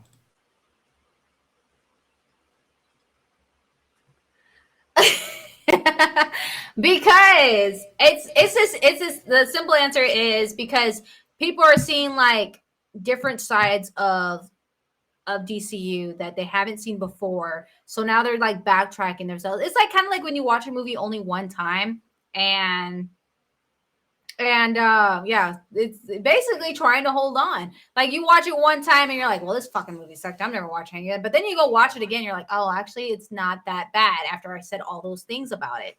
Yeah. So it's basically backtracking at this point. It's just trying to hold on to something that is probably not there. I agree. Good. Yeah. Good point. I'm just gonna say that people are idiots and they love to just go against the grain. That's it. If people are going to go left, then those idiots are going to go right. If people want to go right, the idiots are going to go left because they want to grift. I just feel like just follow whoever. Man of Steel is the best Superman movie that has ever been out. Now, Henry Cavill is not the best Superman. Yeah, that might be a hot take, but the portrayal of that story is amazing. And Ben Affleck is the best Batman that we've ever had. But when those movies came out, people were saying, what did they say about Henry Cavill? Too dark. He let too many people die. He wouldn't have killed Zod. But yeah, I mean, really yeah. Did. But I mean, that's just how people are, no matter what. And now that we have a new Superman, it's like you're not doing it better than Henry Cavill. What? A minute ago, you hated Henry Cavill. Yep. Now you love Henry Cavill. So now when Superman gets recast again, 20 whatever years from now, then let's put a bookmark on this episode right now. Everybody that's been saying all this shit about David Cornsweet, watch 20 years from now is like David Cornsweet was the best Superman we ever had. Watch. Yeah, for sure. I don't think anybody will say that because I think Tyler Hoechlin. Oh, I think he is the best portrayal of Clark Kent and Superman I've ever seen. But again, you're doing, but right there, you're still doing it because that was the last version. I want to say that's the last one that just came out. You're still following the same. I've never watched him. I love him in Teen Wolf. He's amazing. I think he's a great Clark Kent. Like he was a great Clark Kent. I haven't. Who's the best? Before we move on, who is the best Clark Kent of all time? Wait. He might be a good Clark. He might be a good Clark Kent, but is he a good Superman? Yes, two different people. I feel like if when you're playing Batman, you're the better that you are at convincing me that you're Bruce Wayne will convince me that you're a good Batman. If you're a good Clark Kent, you can convince me you're a good Superman. That's just me personally, but. What's it from the TV show? Yeah, he was a great Clark Kent. So yeah, I loved him as Superman as well. But my favorite Clark Kent, who would be your favorite Clark Kent? Okay. I really, and now this is crazy. I really liked Tom Welling as Clark Kent. That's the only correct answer. Smallville. Really good. Tom Welling gets it by default only because of this one fact. He played Clark Kent more than any other human being on Earth combined. For real. I mean, it was such a good Smallville is such a good show. Smallville still holds up. Yeah, I rewatched it a year or two ago, and that shit is still so good. So good. And every time we see Tom Welling at any convention, right? He's all like, "That's Superman," and I'm just sitting there like, "No, that's Kane from Lucifer. Let's get it right." I had a conversation with Tom at Dallas Expo. I walked right up to him and I said, "Mr. Welling, can we film in front of you and do our little segment right in front of you?" And he looked me right in the eye and said, "No." but he did. Then he looked at me and he said, "But thank you for asking first." I'm like, "That's my Superman." You want to tell them our story with Tom Welling? Oh, and shit. The shot, and then what we you mean when you rubbed on his 6-pack? Yeah. Yeah, dude, I was like staring because like I'm a huge Tom Welling fan because I love Smallville back in the day, and then because I grew up on it, and then knowing that he was in Lucifer as Kane, so I was like, I have to meet Tom Welling. So I bought us tickets to go see Tom Welling. Okay. I was like, I know he loves Smallville, I know he loves Tom Welling as well, so we're gonna go fucking meet Tom Welling. I'm super excited. So the day before, which was Friday, and we are like at a panel. And we like see Tom Welling in the back, and he takes a shot of Jack Daniels, like a little shooter, like a little right? shooter of Jack, like a little shooter of Jack Daniels. You can never get wrong your Jack Daniels bottle. And I was like, hell yeah, Tom Welling, get those nerves out of there. You got it, you got it. Wait, is it legal for you to drink? For me? Hold on. Yes. For me. I had to push the for me button. Can you say that? For me. Oh my God, what's in that cup? Don't worry about it. Apple juice. Oh, anyway. Yeah, but apple juice, AKA. Hell yes, got the Jack Daniels. That's actually what we're doing as well. but he gets on stage and he does this whole thing. Our photo shoot with Tom Welling isn't till tomorrow, the next day, Saturday. And he takes it. I'm like, yes, we're about to fucking meet. Wait. Our what? Photo shoot? Like the photo op? Why are you getting a photo shoot with Tom Welling? Because I paid for it, and I want my photo. Like at a convention, right? Oh, you put the $300 down for the touching the abs. Oh, okay. All right. He's like a $60 He's only a $60 celebrity, so he wasn't even that much. He's not Hayden Christensen. He's not Hayden Christensen. That's $300. What? Wait, he charged me $300 and told me to go into the back room. You were gonna get the double down. You're about to get the other side of the things. Superman double stuff. After he was done, somebody's played the song. Somebody say. Oh no! So then he's sick on Saturday and cancels all of his shit. After we see him taking a shot. After we see that, I was like, maybe he was sick, and it's like, maybe I need a shot to get over. He got hung over and then didn't. That's exactly what the fuck happened. This motherfucker got fucking drunk. He got drunk in San Antonio. Didn't want to go, and I was just like, how dare you do that to me? Like, how dare you? Why? So we boycotted him since then and haven't done any photo ops with him. He doesn't get my money anymore. But I really want to so bad. Oh wow, yeah. He's a great Clark Kent though. To get us back on topic, he does it really well. And he's a really good Kane in Lucifer. I love him as Kane. He did a really phenomenal job. And I've watched Supernatural forever, and the guy who does Kane in Supernatural does God in Lucifer. So I'm just like, bro, you did a phenomenal job. So I feel like since we talked about our Supermans, Clark Kents, who's our Batmans and Bruce Waynes? Chris, who's your favorite Batman? Ben Affleck. 100%. Okay, so you're on the same page as me. Yeah, I mean, I like I said, but for the same reasons that I know that for a fact that Ben Affleck understands that Batman is the real person and Bruce Wayne is the mask. He was the only actor who understood that. Now, here's a weird take. Even though I hated that movie, Batman and Robin, the fourth, the Schumacher version of it. I will defend that George Clooney was a decent Bruce Wayne. He wasn't to me a good Batman, but he was a decent Bruce Wayne. And at the same time, I'm a Bone Thugs and Harmony fan, and since Bone Thugs and Harmony was on the soundtrack, I love that movie. Yeah. Just like I like it only. See, and I think, oh my God, what is the old boy's name? Michael Keaton, Ben Affleck, Christopher Nolan's Batman. What's his actual name? Jason Bateman, Christian Bale. Oh.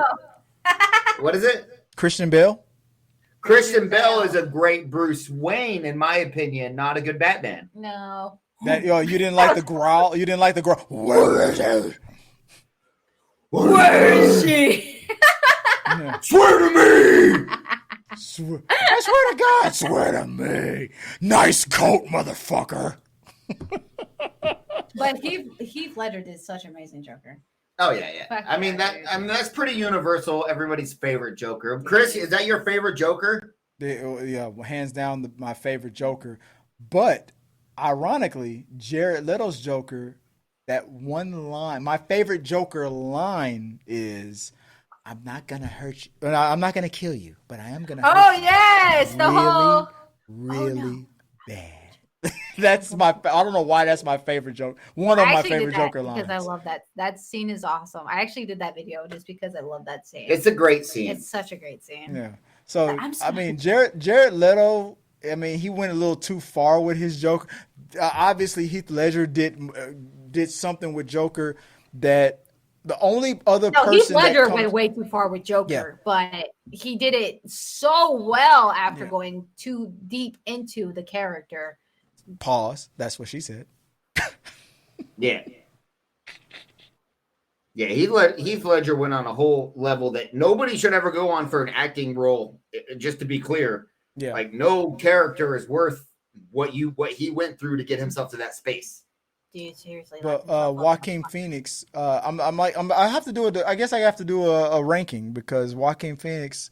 I mean, the whole you get what you fucking deserve. That line there was that's so good. Get what you fucking deserve. That shit was good. I did like that movie. I was gonna say Joaquin Phoenix's Joker was really good. I actually really enjoyed it. In the first movie. Yes. Thank you. In the first one. Yes. The second one fucking sucked. Wait, he's your second favorite Joker? Yeah, over Jared Leto? It's a really close call. Yeah.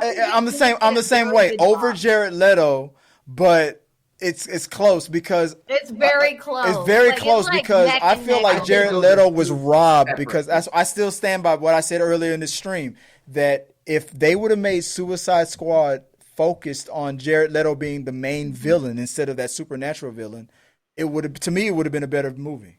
It would have been about Joker trying to get Harley back. That's what I wanted. I think if they gave Jared Leto more of the screen, I think that Joker would have got more people's attention, in my opinion. Oh wait! I just remembered my second favorite Jared Leto line. Maybe this is my first favorite.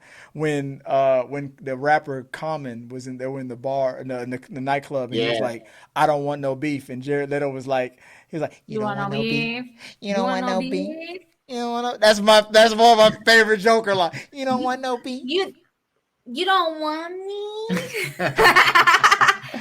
Oh my God. I'm like, okay, so Joker was like into he was a part of the Upside Down Pineapple community in that one. I don't know. He was gangster in that one. Yeah, he was Jared Leto's really Joker's good. gangster. Yeah. Jared Leto's Joker. Look up the behind the scenes footage. I mean, I remember before that movie came out, there was a scene where they filmed right in front of that nightclub where Harley and Joker were in the sidewalk and they were arguing, and Joker slaps her, and people were like, "Whoa! I can't wait to see that scene in the movie." And they cut it out of the movie. They never showed it. He was from the Slapaho tribe. Some of the scenes that they cut out from Joker, I was very disappointed in, just because those scenes would have made him better. And Joker, like I said, he should have been the main villain, but they cut out so many of those scenes, and I don't know. I don't know why, but. It was the sorceress, or wasn't I loved his Joker. What was her name? The sorceress. That character. Her character was cool at the very beginning when she did that hand thing. That hand thing was the best part of the movie. That hand thing was awesome, right? Yeah, it was like she had her hand like. She's Christina Ricci. It just comes up, just like that, and just turns over. That was really badass. Is that Christina Ricci? I don't know who the character is. After that, the whole movie went to shit. But yeah, that was I feel like it'd be weird if I transition. That was the whole. That's our thoughts on the hypocrisy of why people were once bashing the DCEU. They're today championing the DCEU. Why? Because they want to bash on the James Gunn's version of it. So. Haters gonna hate. Yeah, I'm about to say it's not because that the DCU has gotten any better. It's because that James Gunn came from Marvel, and And the fact that he came from Marvel, and it's like Marvel against DC, but at the same time, it's like, then why aren't you hating on all these actors who did DC first, but then went to Marvel, or who did Marvel first and then went to DC and then portray both I don't even think characters. it's that thing. I don't even think it's that. You don't even think it's that? I think it's just that Marvel movies are so much better. Yeah. That Well, they naturally were going to shit on any other genre that comes out. Well, but I think it's just because James Gunn came from Marvel, and then that's the whole issue is where Now they love him. now they love them Because they got the Marvel bandwagon. because they got. But at that same point, then why are you watching two different franchises, or even like loving a different franchise, if the guy who's making both of them? I would love that. I'd be okay with that. that. But at the same point, but James Gunn has a certain way he does things, and you can tell in Superman where he adds a vibe from his movies from Marvel, but that doesn't give it that aspect. Does he provide a vibe from Marvel, or is that just a James Gunn thing? I mean, because James Gunn was making movies before he did Guardians of the Galaxy. There are James Gunn isms, like Sam Raimi has a style. James Gunn has a style before he joined Marvel. But that's true, but nobody looks at before he went to Marvel. Yeah, true. Nobody looks at before he goes to Marvel. I can't name one movie. Exactly. Kevin Feige is all like, Kevin Feige is like, you were nobody until I brought you. You were nobody until you went to Marvel and created such amazing things. So the fact that they're only so you've never seen Slither. There's your homework. You need to watch Slither. Well, okay. Well, I mean, yeah, fine. But the fact that I never watched a James Gunn movie besides Marvel movies. Anyway, is there going to be a cool fight scene with slow motion music and a badass scene with Drax doing some cool shit during slow motion?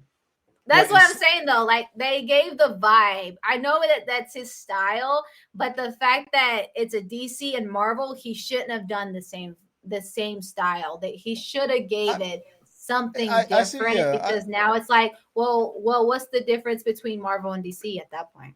I mean, I see what you're saying, but again, at the end of the day, I mean, just like Spike Lee or what's his name, who did the Hateful Eight and the Wolf of Wall Street? What's his name? Quentin Tarantino. Like these actors. I mean, Steven Spielberg. They have a style. I mean, that's just their style. But and are you telling me we wouldn't line up to see a Zack Snyder Avengers story? I would fuck with that for days. Yeah, we would. You never know. I mean, but he didn't do. Did he do a DC? Yeah, he just. But the Russo brothers have proven that they can make $2 billion, so they're going to stick with what works. I mean, that Superman made a lot of money this fucking. But all you detractors, if any of you guys ever wanted a Marvel versus DC movie, it was never ever going to happen. But with James Gunn being in DC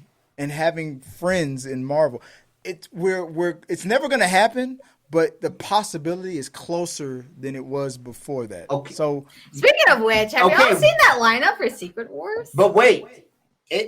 There's stories now. I love how you turned the computer acting like with Batman and Deadpool in the same comic.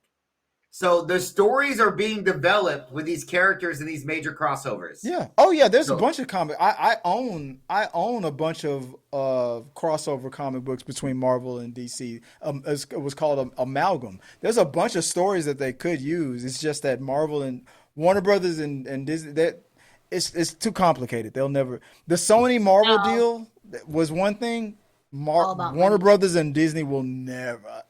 The last time they did things together was Who Framed Roger Rabbit, and that was in the early '90s or late '80s, whatever. There's just too much beef there. They're never going to do it. Mm-hmm.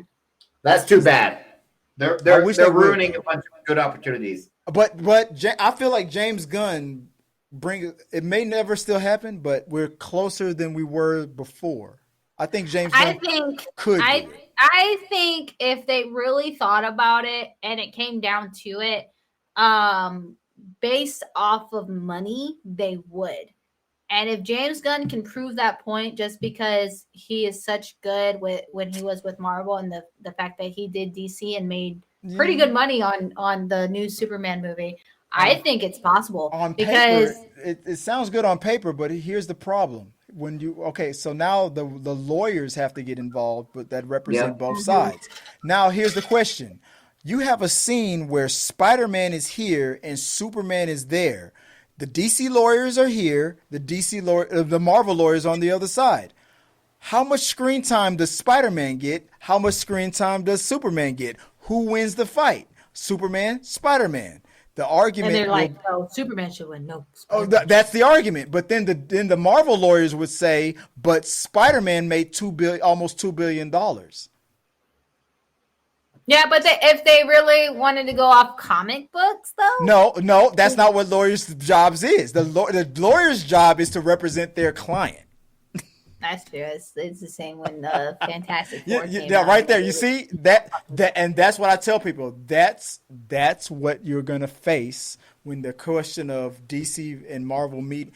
That's why it's never gonna happen because they're all stupid. I want to see the Justice League versus the Avengers. So fuck them lawyers. Yes. Yeah. I mean, we all want to see it. I loved how in Shazam though he was like, "Oh, the Avengers Society." I love that. That was hilarious to me. I was just like, "Yes, DC did it. Bring in the Avengers." Do we? I mean, we ran through like almost 2 hours on this one topic. Do we even have time for the second topic? I think the Avengers or the Justice League would win. By the way, Scarlet Witch would destroy. Anyway. I think if Thor and Scarlet Witch. No, Scarlet Witch is not a traditional Avenger. Don't just add your favorite person. She was in Age of Ultron. Traditional.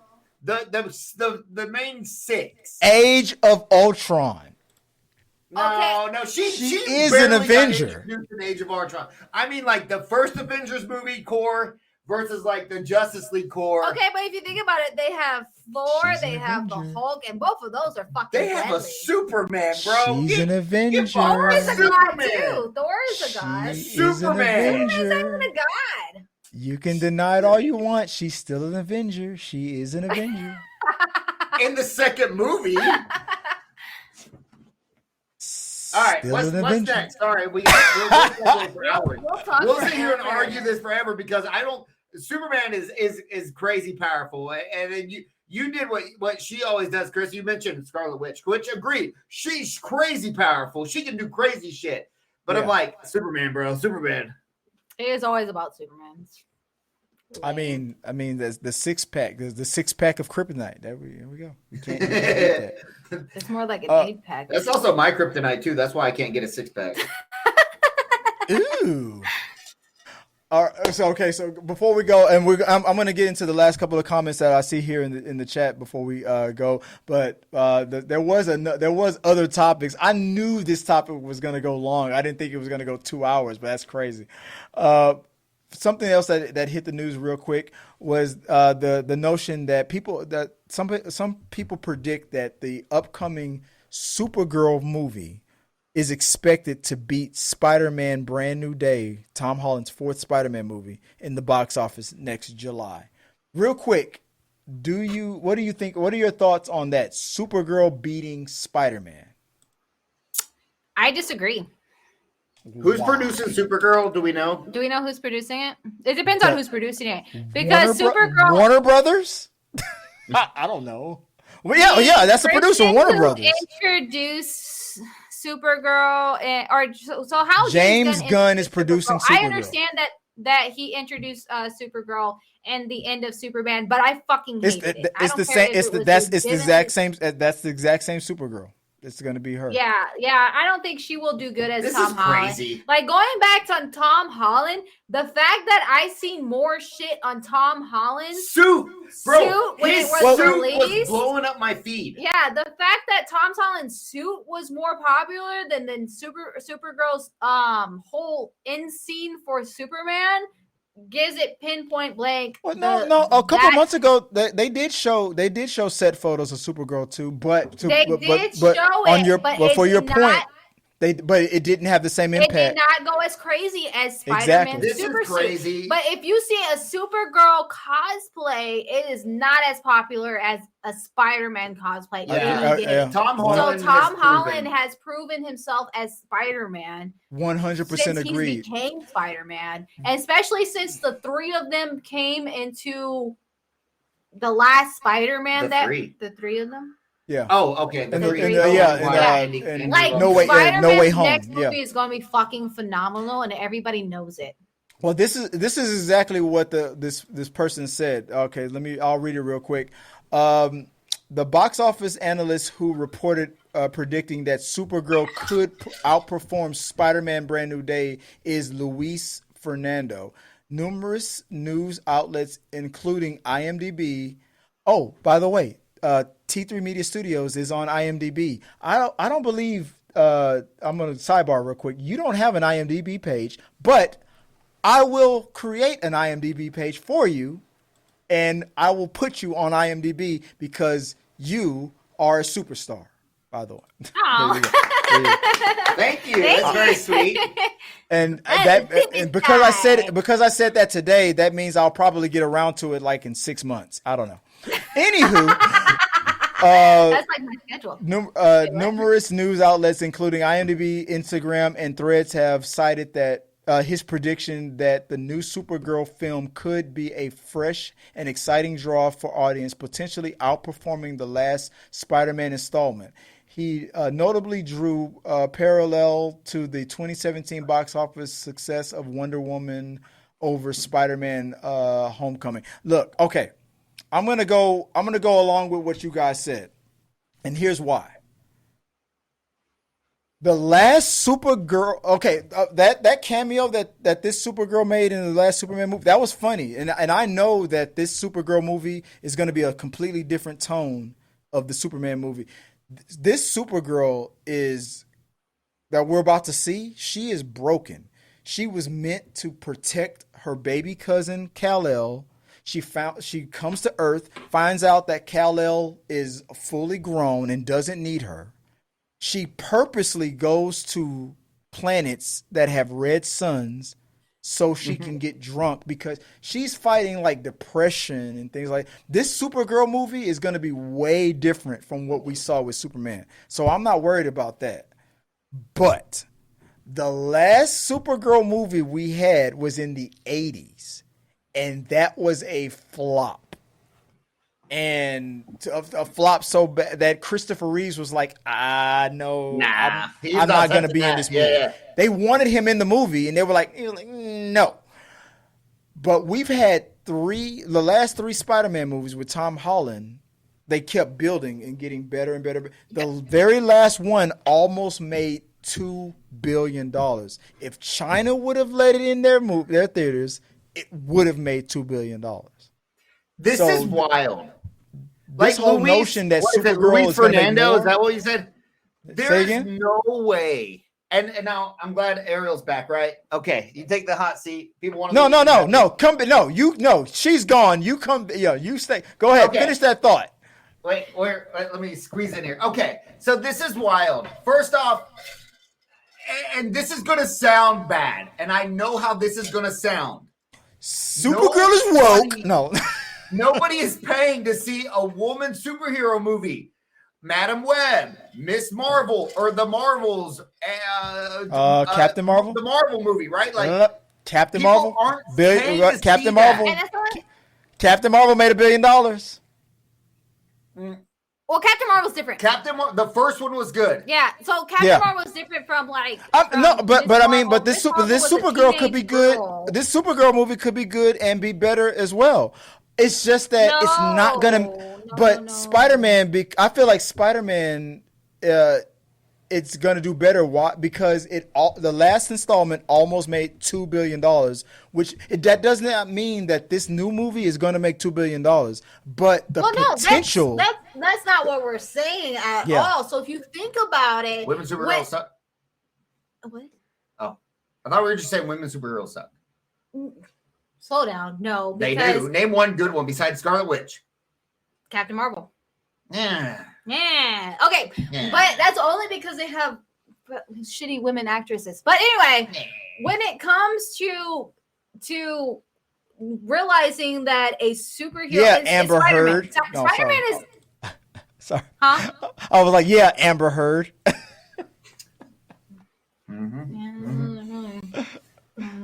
Anyway, No, when go it ahead. comes Anyway.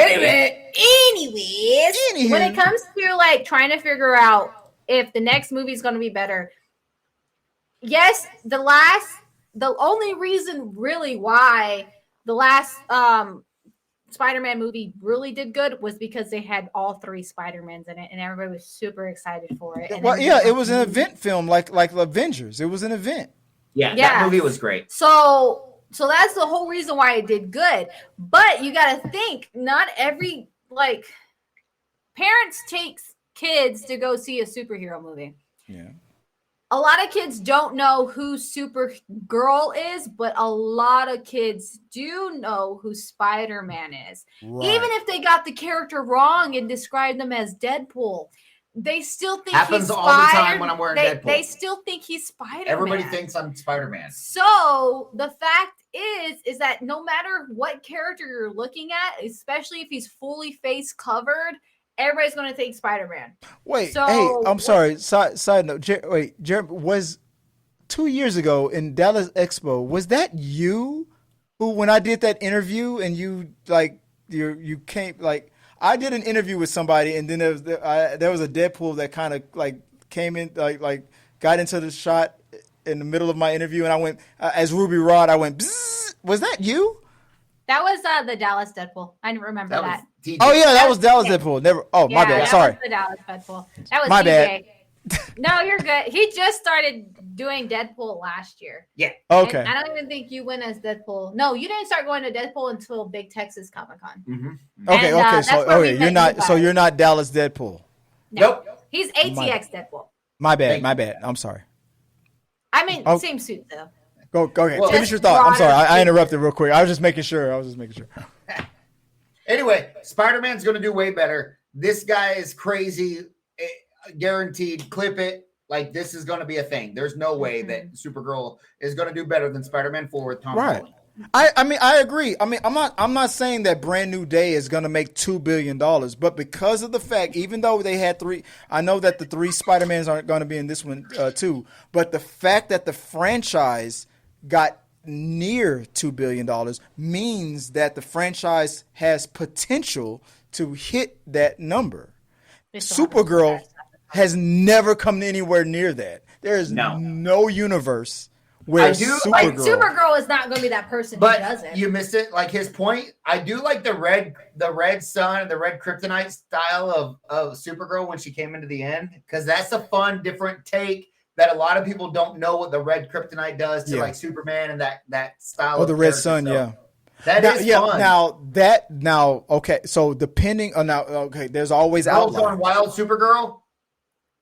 Yeah, she exactly. So now, if this Supergirl movie is written so well and performed so well, there are outliers. There is a chance that this movie is so good, it does do better than Spider-Man: Brand New Day, because I mean that's always There's always a fact. possibility. That's a possibility.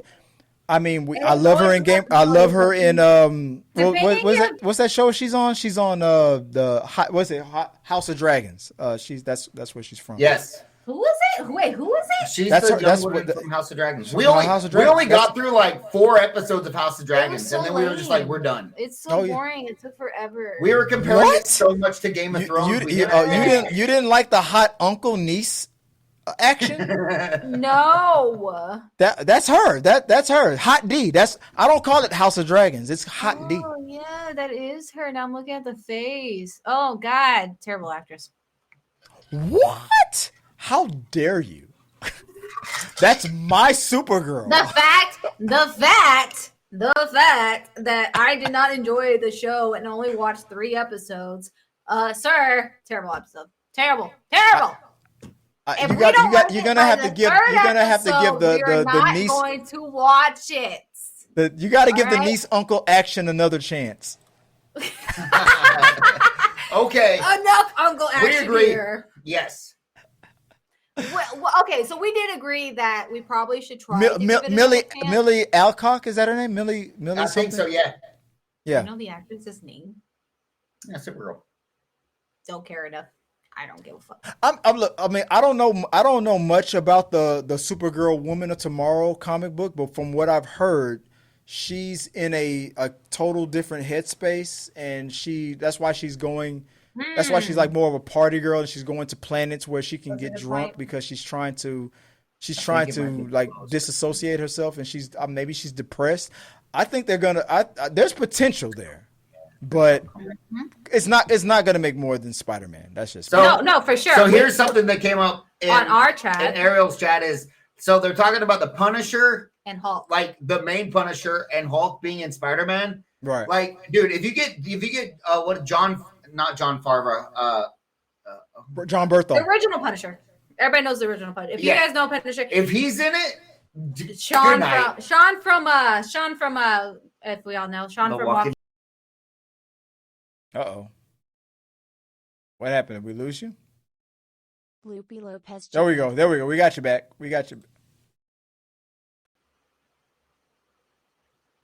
There you go. Can you see me? What the fuck? Where did we cut off at? We're professionals. No, it's just the last. It was like the last 10 seconds. Go ahead. So the Punisher and the Hulk are going to be in Spider-Man. Yeah, that's crazy. They're going to get those main actors. Yeah, I mean, it's not going to have the same impact as having all three Spider-Man from the multiverse in it. But you got John Berthel. First off, the Punisher in his episodes was the best Punisher. I don't give a fuck who the new Punisher is. The original Punisher was amazing. Like Sean from The Walking Dead, everybody knows. He's not the original per se, because there was two other Punisher movies. So the only one I know, the one from the series, was he did a phenomenal job. Also from The Accountant, and he did a great job in that too. Yeah, Drake. What's his name? The actor who played Drago from Rocky IV. He was the original Punisher on film. Was he really? Mm-hmm. Oh, yes. Okay, I did not know that. Yep. But still, anyway. The fact that he was a really great Punisher. Like, I don't say that much about Marvel movies or shows because I really don't watch a lot of shows. Because you're a hater? I am a hater. But that was a really good Punisher. And they're going to have possibly the Hulk in it as well. And everybody fucking loves the Hulk. I think that I know that they're going to have, I mean, he's going to college, so I'm assuming that they're going to use Professor Hulk. But I hope that they bring in, I hope Hulk becomes Hulk again, the mean Hulk. Yeah. Right? Anyway. This came up today. I was talking to somebody about, because I saw Edward Norton is going to be in Doomsday. And I was like, that's wild that they're going to bring Edward Norton back in Doomsday. Did you guys see the even though they hate I didn't see that. Is that true? Is that true? I didn't see that. I saw it today. You take it for what it's worth, right? Who was Edgar? Edward Norton was the Hulk from before Mark Ruffalo. The guy 2 Hulks ago. Oh, okay. He's playing the same Hulk, but it was played by Edward Norton at first. Yeah. Anyway, well, I thought he was gonna be in Secret Wars. I heard they had a huge falling out, him and Marvel. Yeah. Then I saw his name, so we were talking about that today, and I was talking about Smart Hulk and how I'm tired of Smart Hulk. I want to see crazy, violent, aggressive Hulk. I'm hoping that they bring that back in Spider-Man. I hope he goes. They probably won't bring that back until Doomsday. We'll see. But all the reasons why we know that it won't make less money than Supergirl. Yes. So whoever wrote that article is freaking crazy. All right, before Luis Fernando, that was his name. I'll never forget him. He is dead to me. like he just made the list. He made the list. Billy, Happy Gilmore style, Billy Madison style with the chapstick.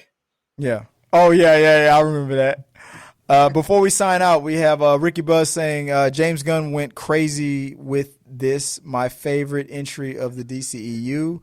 Brianna Jasmine says Shazam is one of the few DCEU movies I like originally. The best friend Freddy was funny. Yeah. You agree with that? Yeah. Yeah, Freddy's good. Freddy's a good. Freddy was funny. And then he finally gets some superpowers. Yeah. Cool. The dude with the crutch. Oh, Freddy and Shazam. Oh, okay. Yeah. Ricky continues with, would y'all bring Alan Richardson back in the DCMU, the DCEU? Alan Richardson. Did we talk about Alan Richardson? Wasn't that my pick for the Batman? Batman, the dude from Yeah. Reacher. Yeah, I would. Yeah, I would for Batman. Yeah.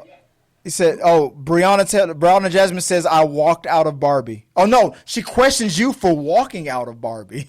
I think we were just way too buzzed. So we were at a theater with a bar. So we went to go get Barbie themed drinks, and we just stayed there.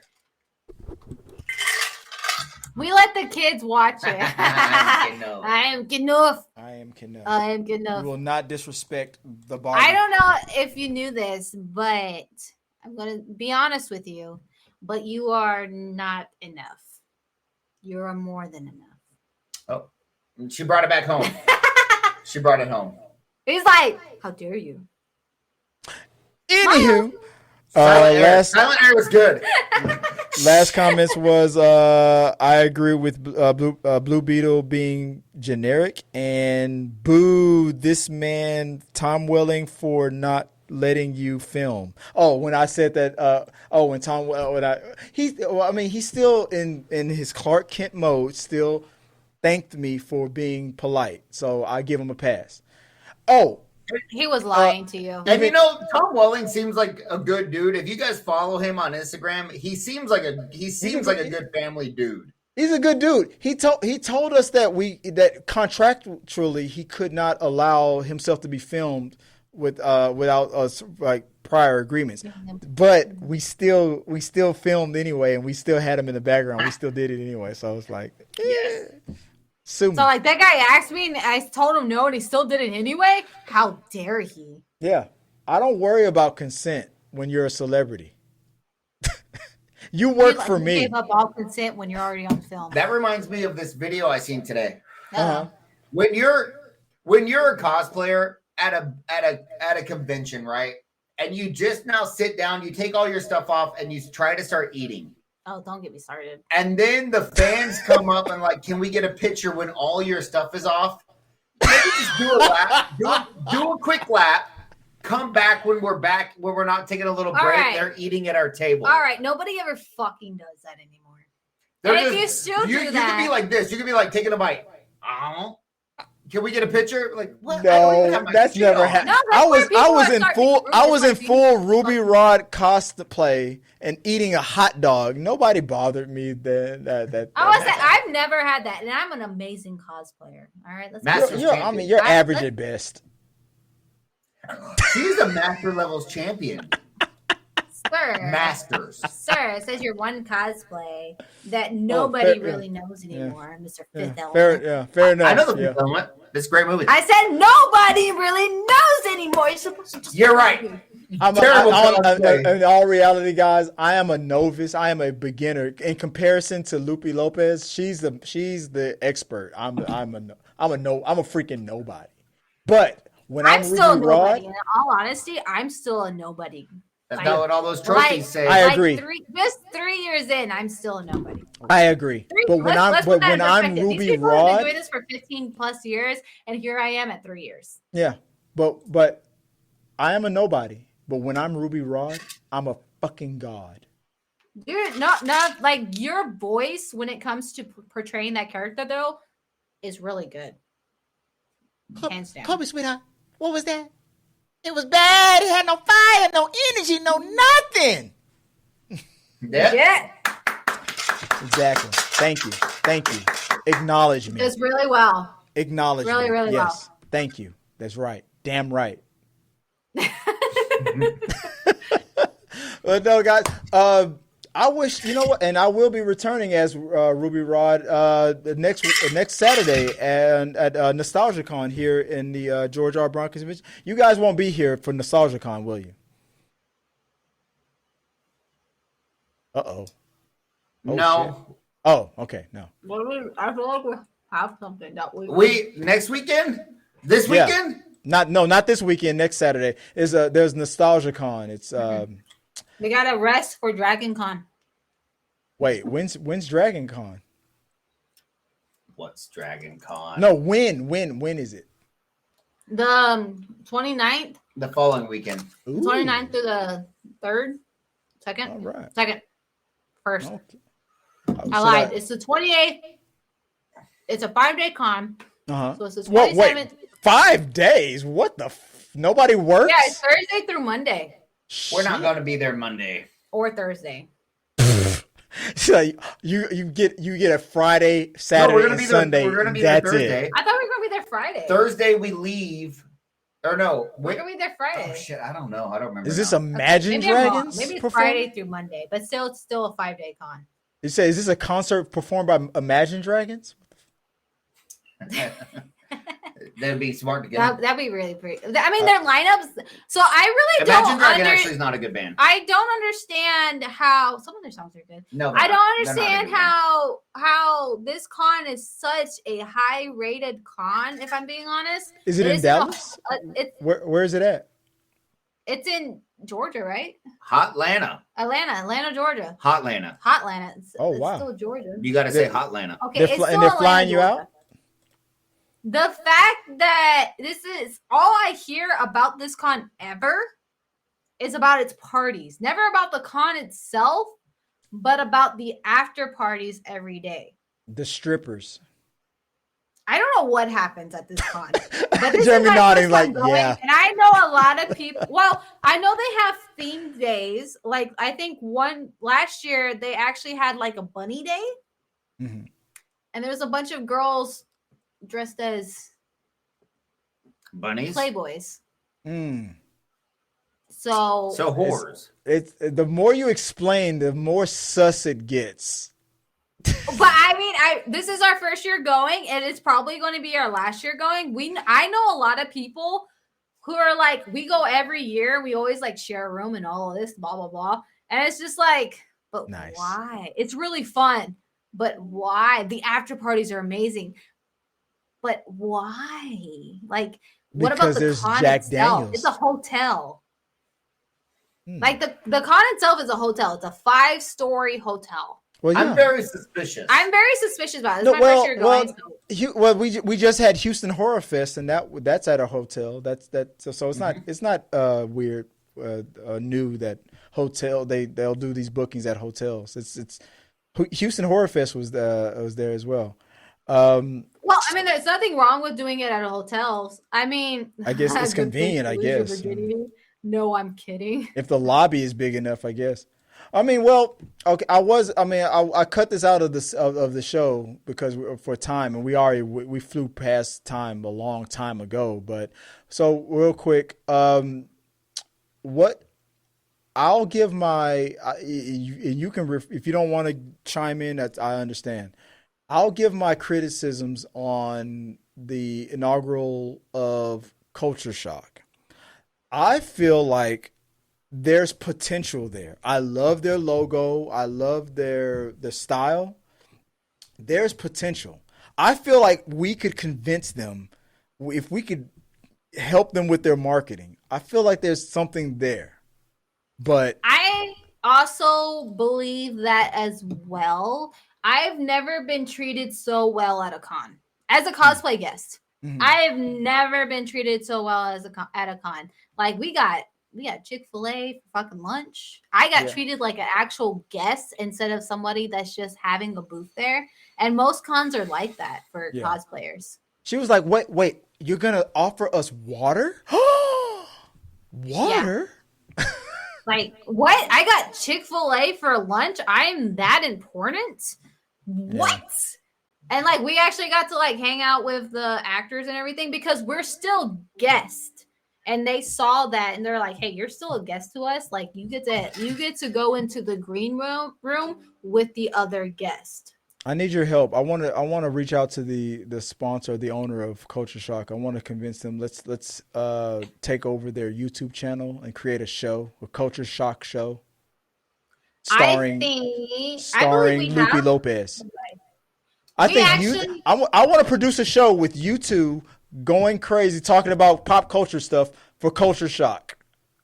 You two are funny. We actually have his number because he came up to us and was like, hey, we're actually doing other shows and we would love for you guys to come out because like I don't know what it was. Well, I'm not talking about Because cosplay we're stuff. I'm fucking talking about YouTube stuff. I think you two could star in your own YouTube channel talking about pop culture stuff for Culture Shock. Sponsoring. Produced by T3 Media. They're like, no, I don't, no, we can. Yes. I think So we know the guy, Joe. Joe, he came up to us. He was really cool. He was dope. He's like, we got more shit. We want you guys to do some stuff with us. So we hit him up and we texted him, and then he ghosted me.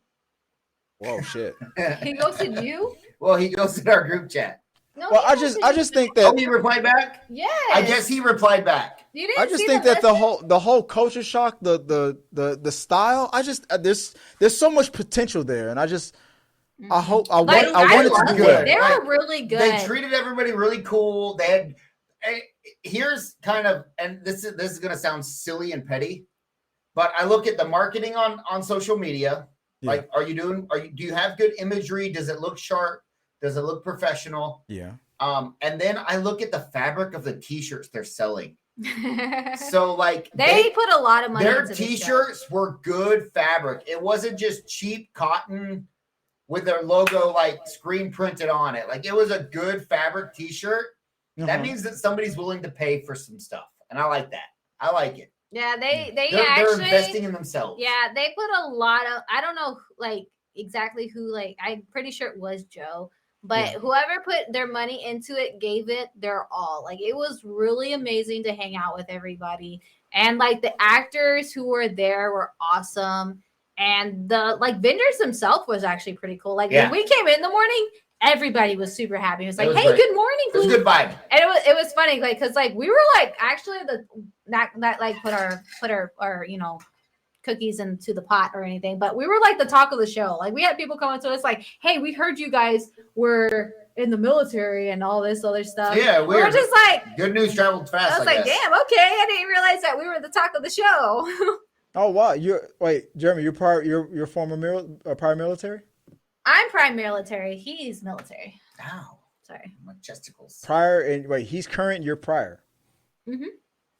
I was a contractor. I was contracting overseas with during Operation Enduring Freedom for the military in the Iraq War. I was working for Halliburton, so I would have been the guy that was with all your MWRs and all that stuff. I was that. Sure. Guy.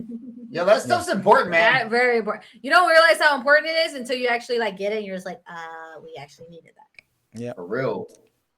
All right. I know, guys. I know I'm holding up you guys for longer. I appreciate you guys. We've been doing this. We've been streaming for 2 hours. What the hell? Dude, we stay until like 10 o'clock either way. It's pretty normal for us. This is our normal day. Brianna Jasmine says, "What the Halliburton?" Yeah, I was working for Dick Cheney and George Bush, making all that contract money. Yeah. No, it's not. It's not Antonio. That's good. Yeah. But guys, all right, that's gonna wrap up the this episode of talking through the movies. I appreciate Eriel Lopez, aka Loopy Lopez, and Jeremy for helping me with this episode. Guys, if people want to find you online, where can they do so? Let me go put you on full screen here. Where can they find you online? Y'all can find me at Loopy. What happened with the screen? There we go. Okay, there. I see you now. Hi, you guys can find me at Loopy Lopez or Loopy_Lopez cosplay at any platform: Twitch, YouTube, Instagram, Facebook. Not any platform, fellas. Okay, no, no, but others. All right, we'd have the originals. So we have Instagram. He's like, whoa.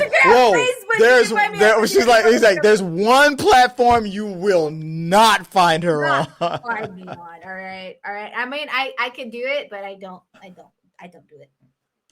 I always say that I too. could. That's not a false statement. It's not a false statement. I could. Anybody but I could don't. do it. I could do Exactly. it. I could do That's it. what I was saying. That anybody could do it, but I don't do it. So much love, but Feetfinder.com. oh, you guys can find me on my On my OnlyFans, go www.crustytoes.com.org. Yeah. Wow. As usual, guys, on all of the T3 Media Studios, be on the lookout for that. Next week, we're going to be doing some interviews. We're going to have some old acquaintances that used to be on the show coming back next week, and we're going to be interviewing some new producers, and I won't bore you with all those details and stuff. So look out for that, guys. We're going to be doing some interviews, and we're going to go to NostalgiaCon, and look out for these two at Dragon OnlyFans feet. What was it again? You guys can find us at Dragon Con. There you go. Is that our next con? What's this? That's our next We have con. something in San Antonio this weekend. Oh, we do have a event we're going to this weekend. I don't know the name exactly, but it's from 7-Eleven. It's a fundraiser for Krampus parade in December. So sometime in San Antonio from 7 to 11. Saturday, 7 to We'll 11. be there? We'll be there. All right. We don't know what it is. I don't exactly know the details. We're wearing I have it. Mandalorian stuff? No, that's for a promo shoot for a parade. That's something different. I don't know what we're doing. Oh my God, I was so nervous. I thought she was going gonna be like, no. That's our private time. Don't share That's that. our private thing that we're doing. Ha cha cha cha cha.